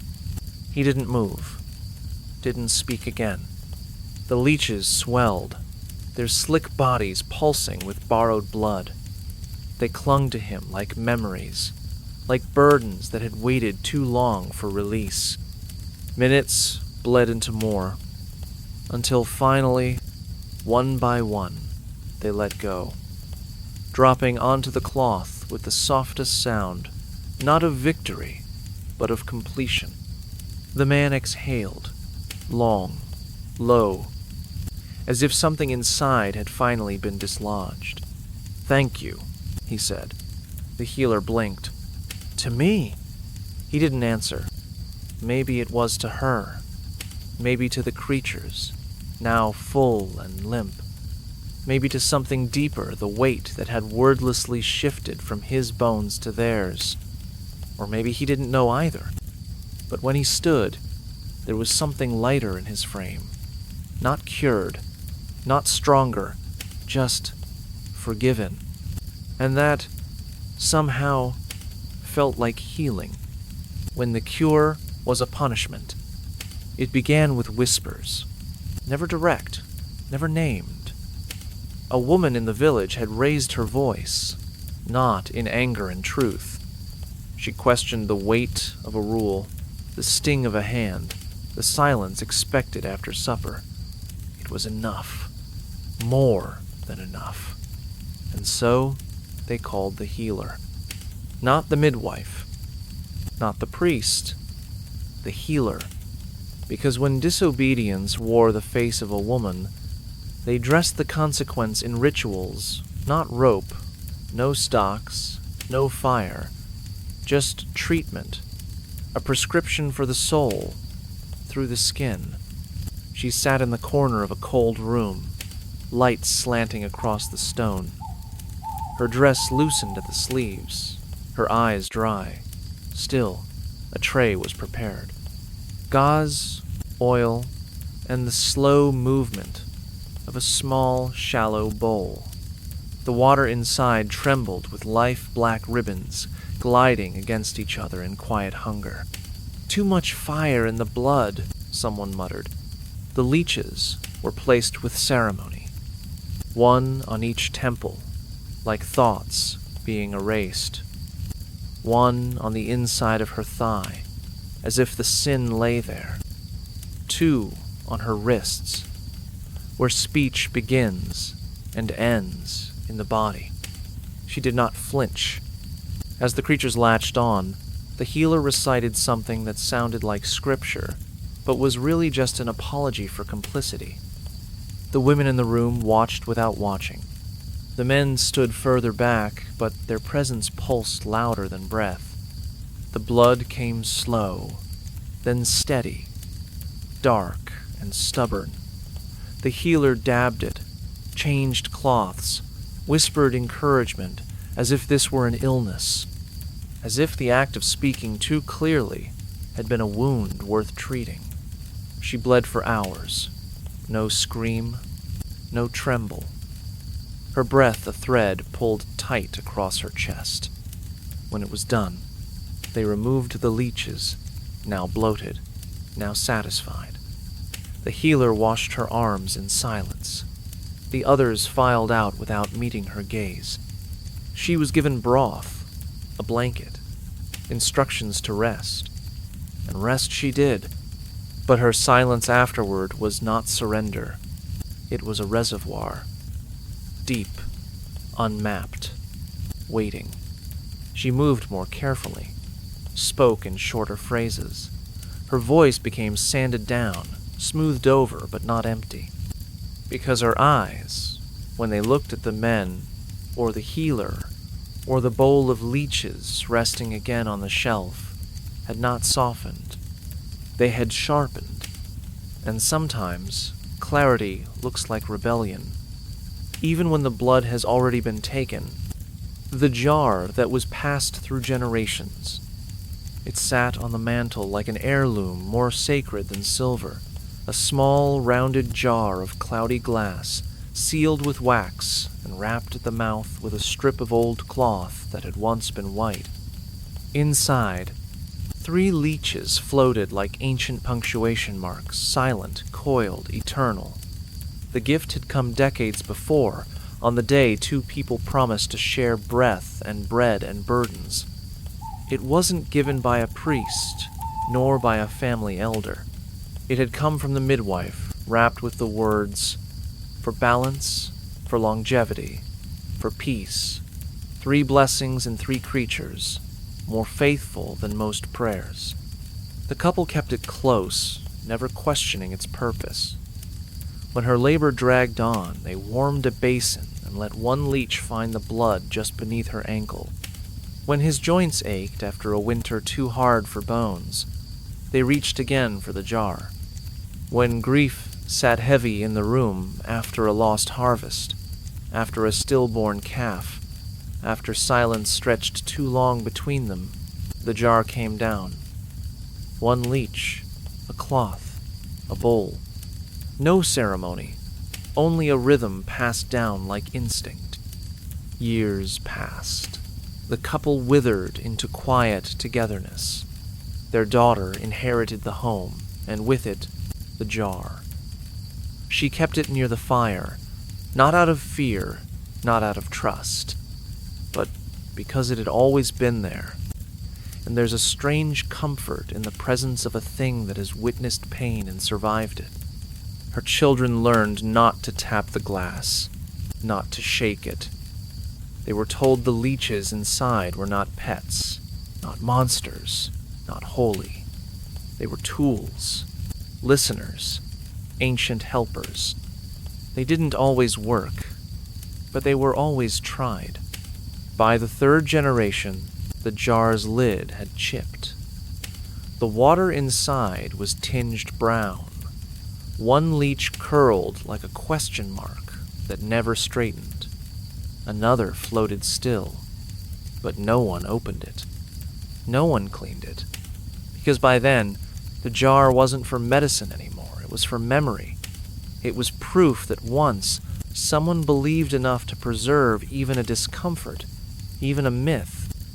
Eventually, it was placed on a shelf too high to reach without a stool. It gathered dust. Time clouded the glass further. New doctors came with pills and machines. But still, during storms, during birth, during heartbreak, someone always looked toward the mantle.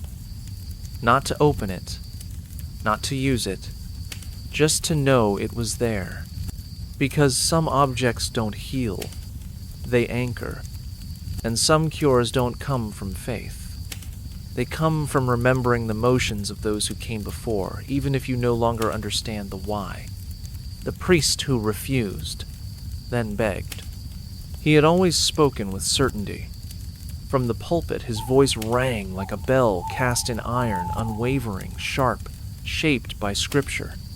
And so when leeches were mentioned in town, their use, their popularity, their quiet praise among those too poor for potions or too weary for novenas, he scoffed. Blasphemous worms, he called them, instruments of imbalance. With one hand on the Bible and the other raised high, he warned. They do not merely take blood, they draw out the soul's discipline, its sacred alignment. He mocked the healer, called the jar her reliquary of sin, called her patience misguided, said balance came through confession, not through flesh. Then the fever arrived. It came without drama, a small cough, a whisper of heat beneath his collar. He dismissed it as fatigue, as divine testing, but by the second night, he could no longer stand. His lips cracked from thirst, his prayers slurred. Still, he refused.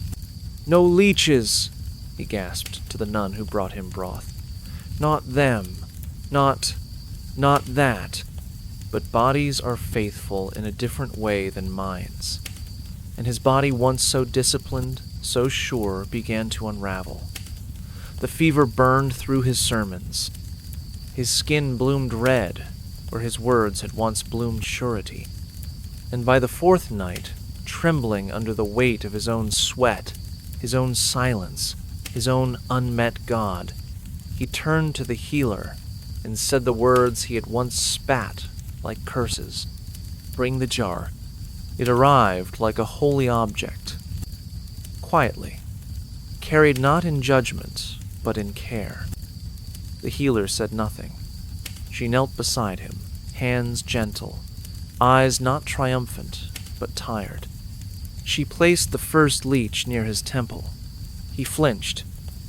Then he stilled. Another found the hollow of his clavicle. A third, the curve of his forearm. He wept, not from agony, from the release. From the unbearable irony that the thing he feared most brought the only comfort he'd known in days. Not salvation, not absolution, just a soft, rhythmic pull. Something alive, something listening, something willing to take from him what he could no longer give away on his own. He whispered a psalm. The healer didn't respond. She only wiped his brow and nodded once. Not as healer, not as woman, not as victor in some old argument, but as someone who knew. Sometimes, even faith must bleed. The dream after the bleeding. It arrives slowly, as sleep does when the body is drained, but the mind still stirs a descent into quiet that doesn't feel like rest, but surrender. After the third leech had fallen from your skin, fat and content, and after the healer murmured something reassuring but forgettable, and after you sipped the bitter wine that was meant to calm your stomach, but only numbed your teeth, you lay down on the straw pallet and stared at the rafters. The candle was low, the cloth at your wrist still damp. And then the drift. The dream, when it came, didn't announce itself. There was no fire, no scream, no echo of childhood, just water. Thick, dark, silent. It wasn't a river or a lake. Not quite. It had no edges, no banks, no current. You floated on your back, arms spread, breath calm. The air, if there was, air was neither warm nor cold. It was nothing. You were light, paper thin, untethered, not dead, but not fully alive either, somewhere between memory and exhale. And then beneath you, movement. Leeches, hundreds, thousands maybe, slipping upward from the blackness, not fast, not hungry, just rising, not toward you exactly, but around you, spiraling. They moved in elegant formations, circles, spirals, runes you'd once seen carved into chapel stone but never understood. One paused beneath your shoulder, another beneath your heel.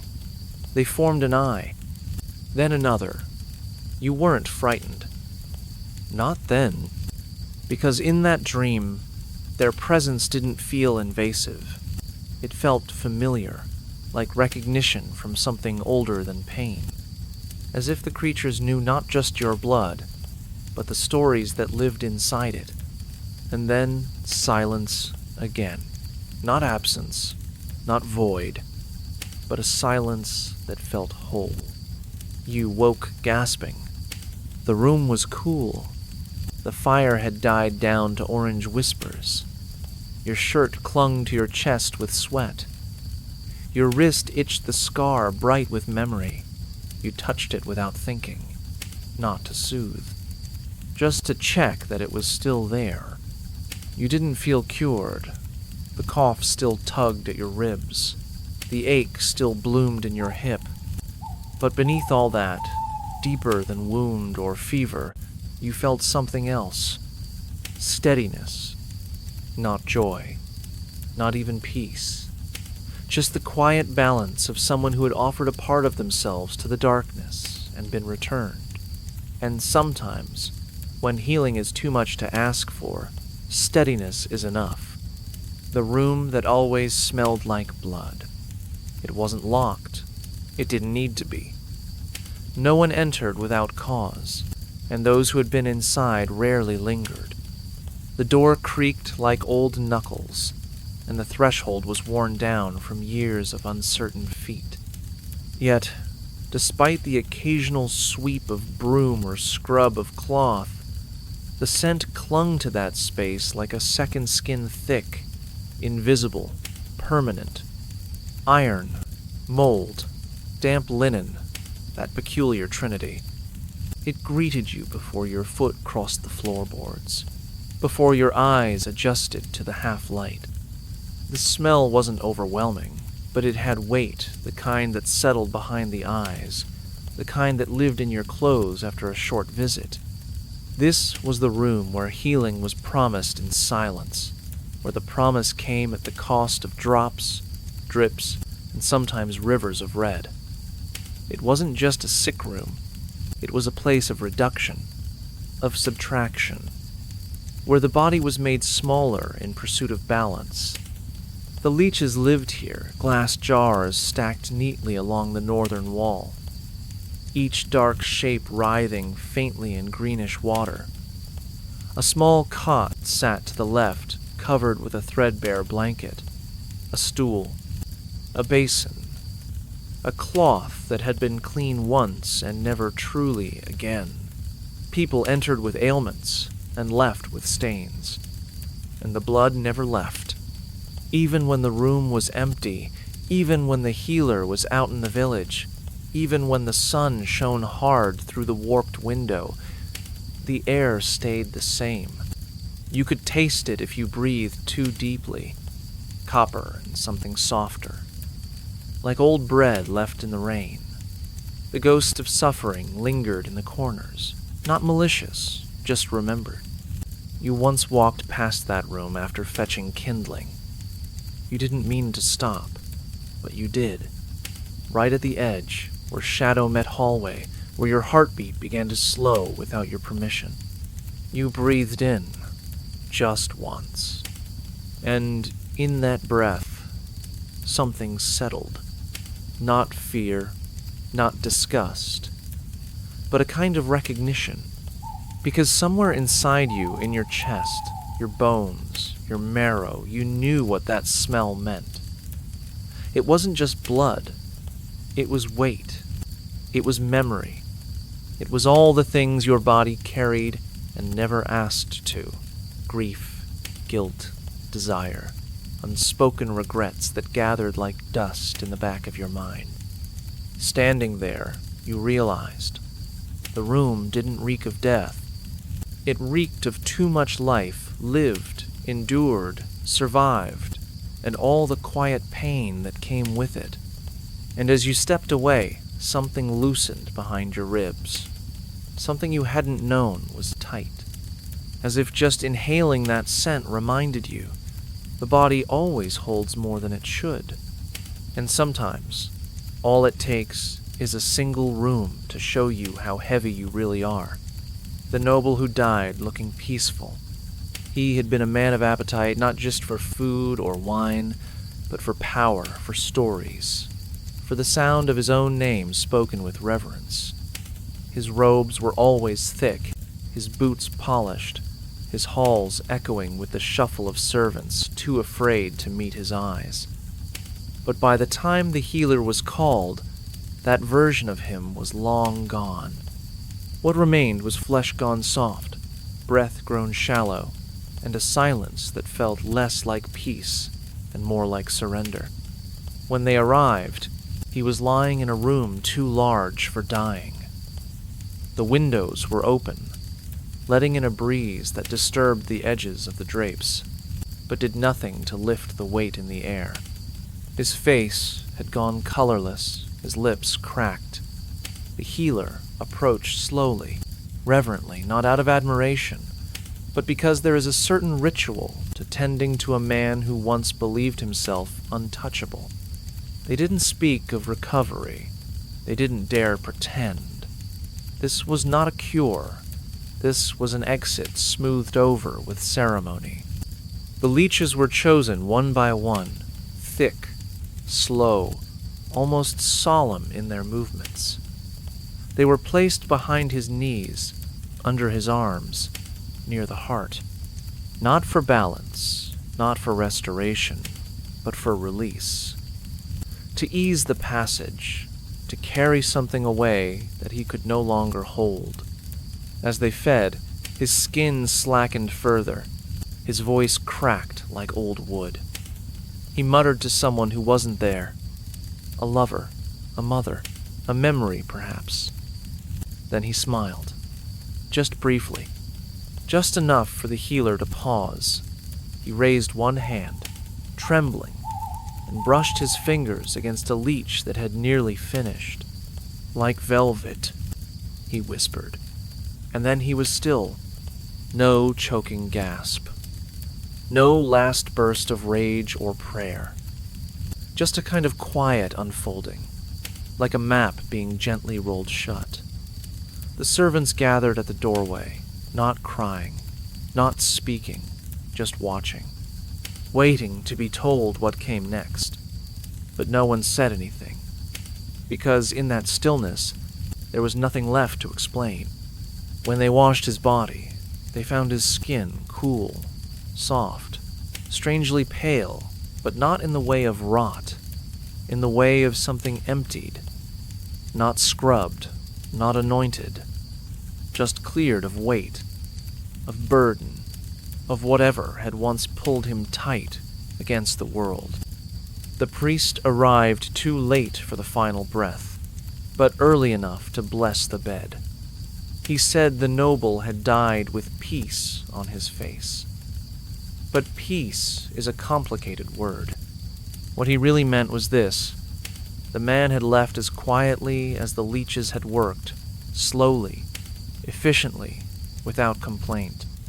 And for once, the noble had taken nothing with him, except, perhaps, the last of his heaviness, drawn out, drop by drop, spiraling away inside small, black mouths that asked for nothing and took only what he had no more use for. The midwife who used them secretly. She moved through the village like smoke, always there, always near, but never fully seen. They didn't call her a healer. They didn't call her anything at all when men were around.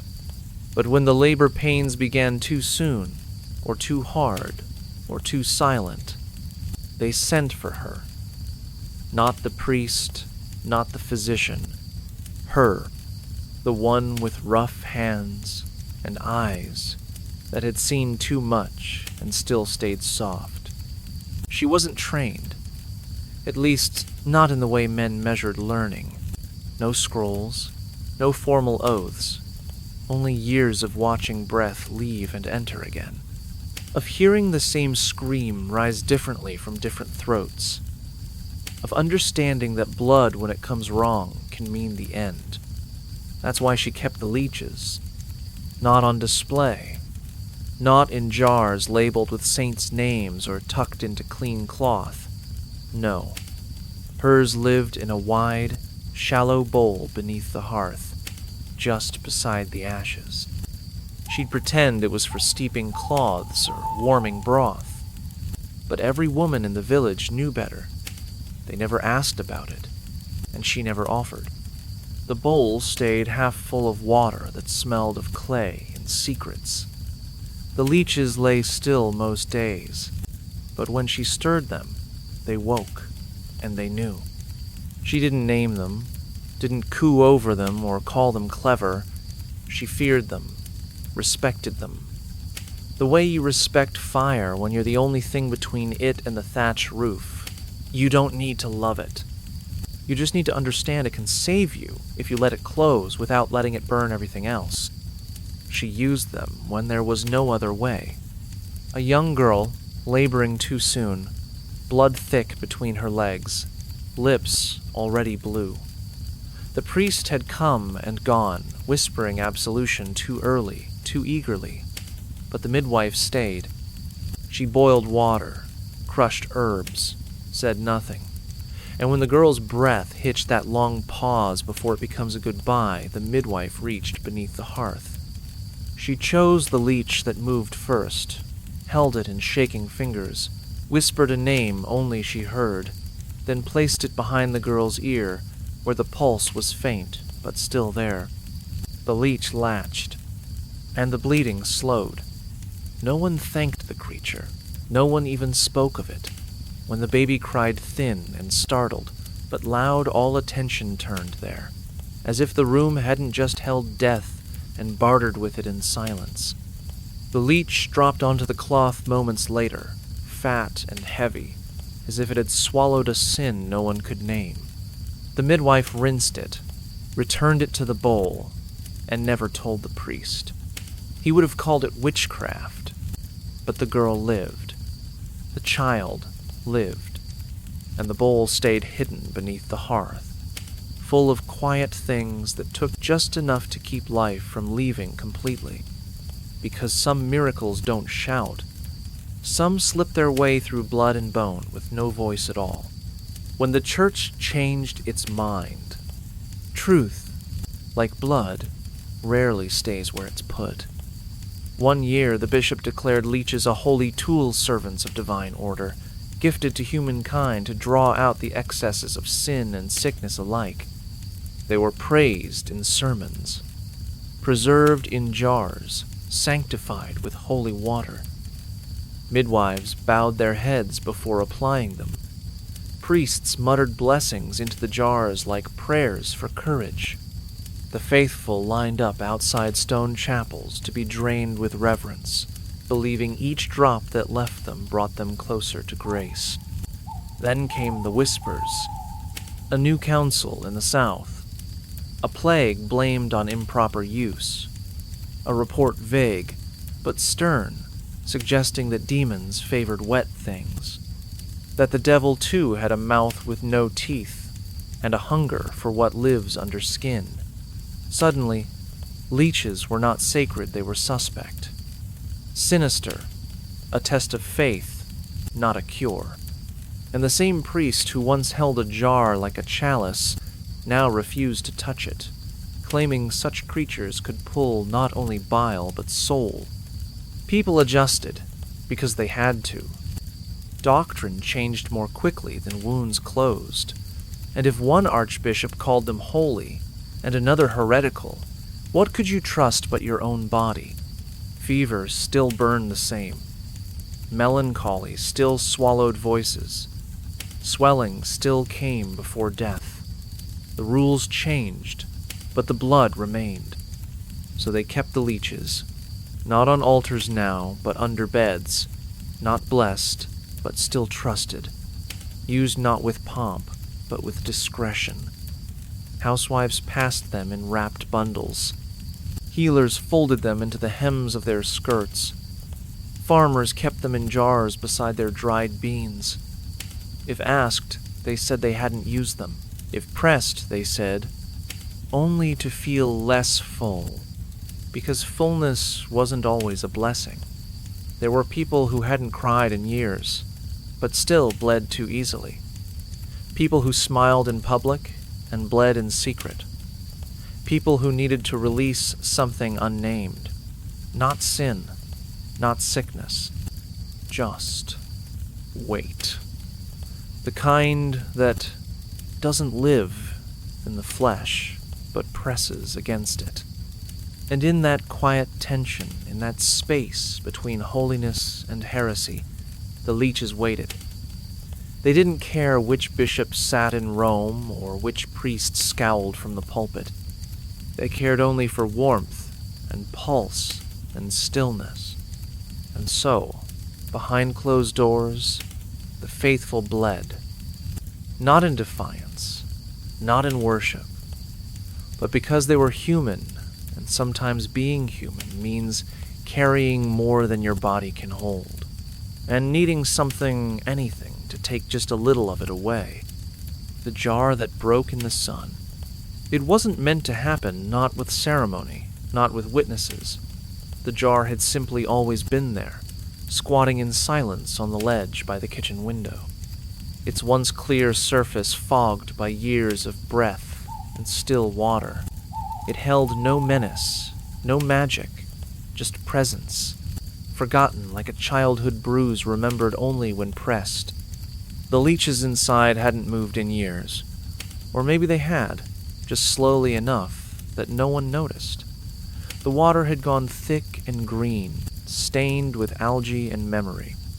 Most people assume the creatures were long dead, and still, no one dared empty it.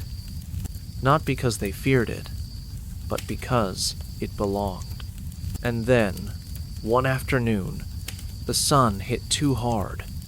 A crack, so faint it could have been the sound of bread crust snapping. Then another. The jar gave in like skin too long under strain. The glass folded, cracked, surrendered. Water gushed in a lazy arc, and with it, the leeches' limp, dark, boneless commas spilled onto warm stone.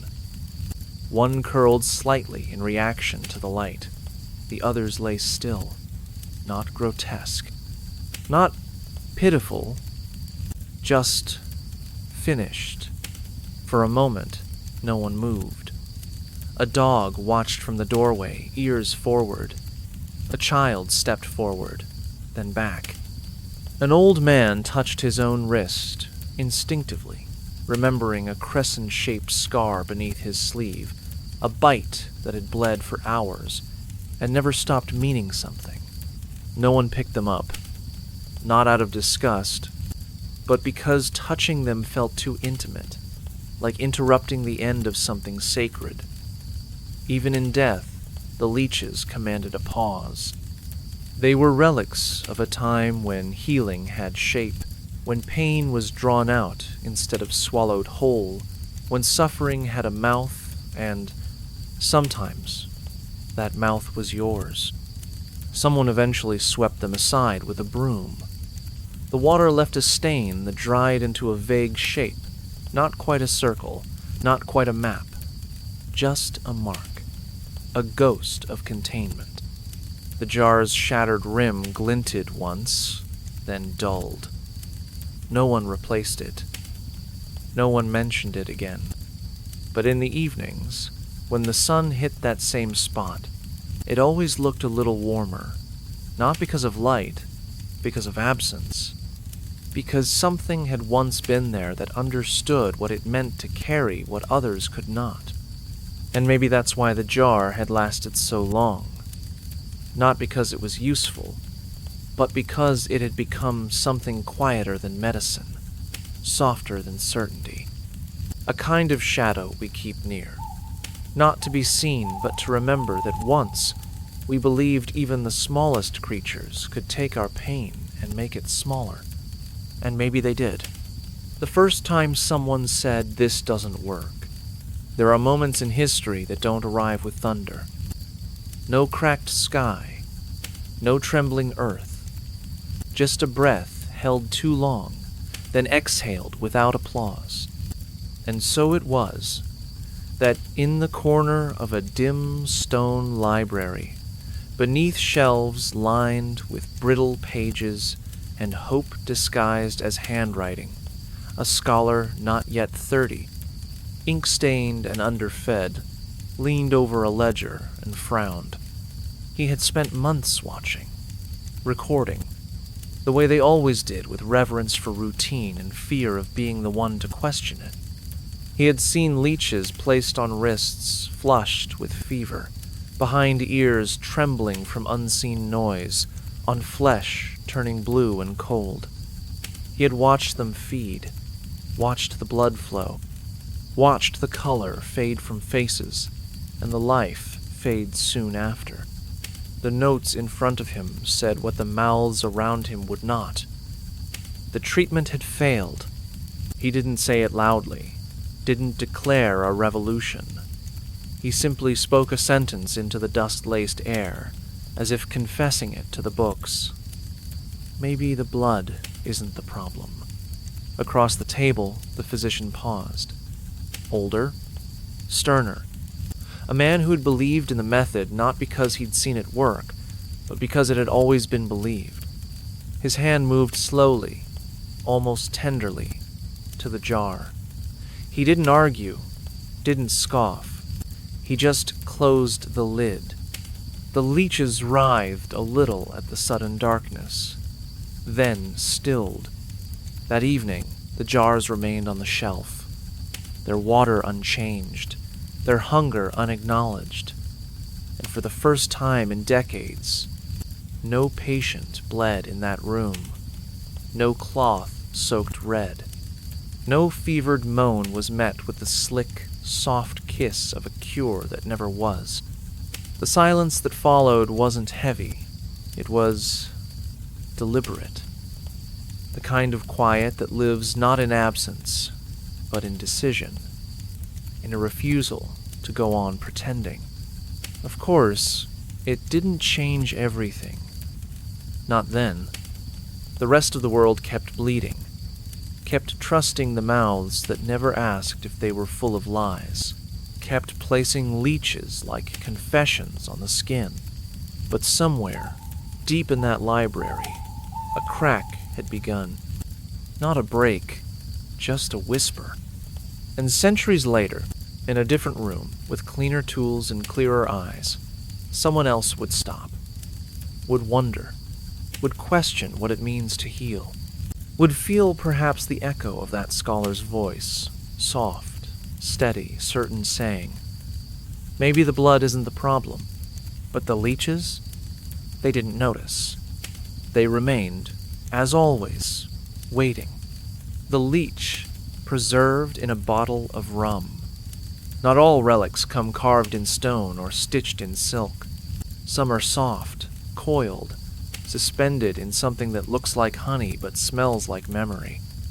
In a cottage at the edge of a village whose name has faded from most maps, an old man kept one such relic, not on an altar, not in a cupboard, but on the mantel above his cold hearth, nestled between a broken pipe and a tin of matches he never used. It was a leech, preserved, immobile, caught mid-curve like it was still reaching for something. The rum, dark, dense, aged until it had forgotten itself, cradled the creature like amber traps a fly. It didn't float. It didn't sink. It simply existed, halfway between now and then. Visitors always asked, "What is that? Why keep it? Is it real?" The old man would smile, a thin, cracked thing that rarely reached his eyes, and say, "That thing saved my grandfather." No elaboration, no story, just a phrase repeated so often it had lost the weight of truth and gained something heavier, ritual. He never opened the bottle, never polished the glass. Sometimes, on storm-heavy nights when the wind clawed at the shutters and the bones inside his skin remembered every hard season, he would sit in his chair and stare at it, not with longing, not even with reverence, just with quiet recognition, because in that jar was something he understood, a shape for pain, a body that once knew how to take it away, or at least to pretend to, a time when suffering had protocol, when hurt wasn't nameless but named, drained, managed, in an age where pain now came in forms he couldn't see, couldn't touch slow forgettings, silences too wide, aches without cause. That jar offered a kind of comfort, not because it worked, not because it healed, but because it ended. The leech did its job, then dropped off. The wound closed. The cloth was burned. The blood became story. Now, pain stayed, lingered, nested in the walls. The jar remained unopened, though, not from fear, but from understanding. Some things, once sealed, hold more power in memory than in motion. He looked at it sometimes, not as a cure, but as a reminder that once, suffering had a shape, and you could hold it in a jar when they became a joke. History never dies quietly. It retreats with a shrug, a snicker, and the smugness of hindsight. One day, the leech was medicine, sacred, essential, trusted, and the next, a punchline, a relic of ignorance, slid into textbooks under the chapter titled Quaint Mistakes. In medical academies, professors held up old jars with dried specimens like museum curators, showing fossils of belief. Imagine, they'd say, grinning. They used to bleed people for a fever. Students laughed, took notes, drew smiley faces beside the word bloodletting. The old illustrations, humans dotted with little black commas across their limbs, became classroom decor, the kind that invited amusement more than reverence. Even in popular culture, the leech lost its menace and gained absurdity. Cartoons turned it into slapstick. Writers used it as metaphor for greed, not healing. Comedians joked about ancestors who bled more often than they bathed. The modern world, ever proud of its clean surfaces and fluorescent lights, placed a confident stamp of dismissal on the whole chapter. But deep beneath the jokes, under the sterile smirks and digital records, something stirred. Not doubt, perhaps, but nostalgia. Because the pills didn't always work. The scans didn't always explain. The specialists often had long names and short answers. And when pain came chronic, vague, merciless, there were moments when people wondered, not about the science, but about the ritual, the quiet. The idea that healing might come not from fighting the body, but from surrendering a part of it. That discomfort could have a purpose. That something ancient and wet and unholy looking could take something bad away and then leave. Modern medicine demands more.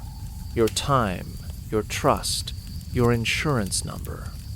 The leech only asked for a patch of skin. So yes, people laughed. Still do. But sometimes, when the pills fail, and the scans show nothing, and the pain hums on like a low drum in the bones, someone will stare too long at a picture in a dusty book. A picture of a woman on a wooden bench, a leech on her ankle, eyes closed, and they'll think, maybe they weren't stupid. Maybe they were just tired and trying. The last bloodletting in the village. There were no prayers said, no neighbors gathered, no curious eyes at the window or candles flickering for divine favor. Just a dim room, a crooked table, and a man who had grown too tired to hope for new answers. He didn't ask for herbs, didn't trust the tinctures. He simply remembered something his father once said. It helps you feel like you're doing something. So he asked for the leeches. The healer oiled herself now, hands that shook not from fear but from time hesitated. The practice had long gone quiet. She hadn't touched that jar in years.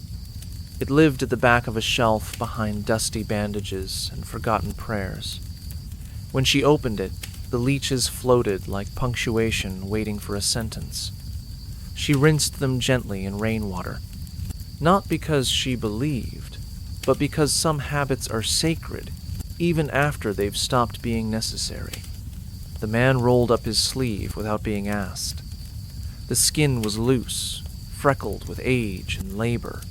She placed the first leech above his elbow, another on his shoulder, one more near the base of his neck. They clung sluggishly, as if remembering their role through a haze. The blood flowed, dark and reluctant. He winced once, then sighed. There was no miracle that day, no sudden clarity or coolness in the limbs, no tremors fading or color returning to his face. But when it was over, when the leeches had dropped like sated secrets onto the cloth, he touched the bite with 2 fingers and smiled faintly. "Feels familiar," he said, and that was it. No cure, no revelation.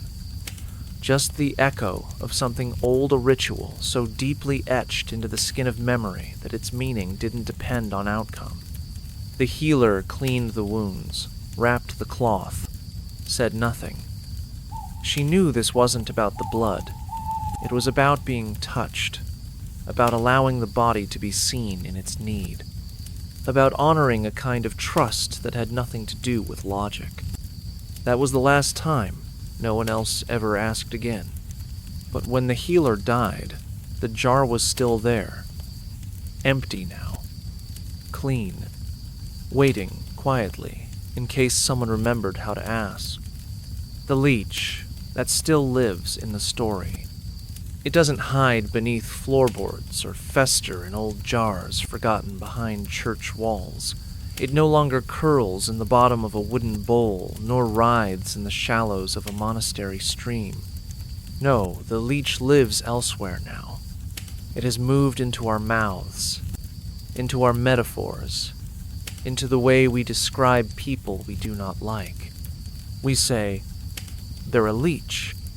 And just like that, the creature is summoned not as healer, but as thief, as burden, as something disgusting that clings too long and takes too much.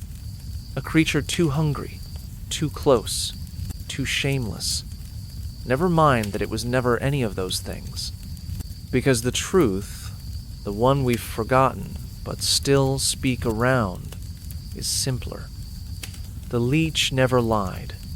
It did not pretend to be soft. It did not wear the costume of comfort. It did not offer salvation. It promised no cure. It simply arrived, latched on, drew what it needed, then dropped away, silent, unoffended. And for 1,000 years, we let it. Because maybe we understood something back then, something we've since tried to forget. That healing isn't always beautiful. That sometimes what helps us doesn't smile, doesn't glow, doesn't taste like honey. It just works. Or it doesn't. But either way, it asks nothing more than what's already inside us. The leech didn't invent pain. It didn't cause imbalance. It wasn't the illness. It was the mirror. It showed us what we feared. The idea that something small, something cold and black and wordless, might know our bodies better than we do, might know what to take, might recognize what we don't. And that, perhaps, is why it still survives, not in practice, but in parable, in insult, in stories we tell without realizing. Because while medicine moved on, and science sharpened its scalpels, and pills replaced poultices, there are still moments when we feel the pressure, the heat, the ache, and we wish something would come. Not to talk, not to fix, just to take. Just to draw something out of us. Grief, guilt, memory, fear, and then fall away full. So yes, the leech still lives. Not in the body, but in the story. And maybe that's where it always belonged.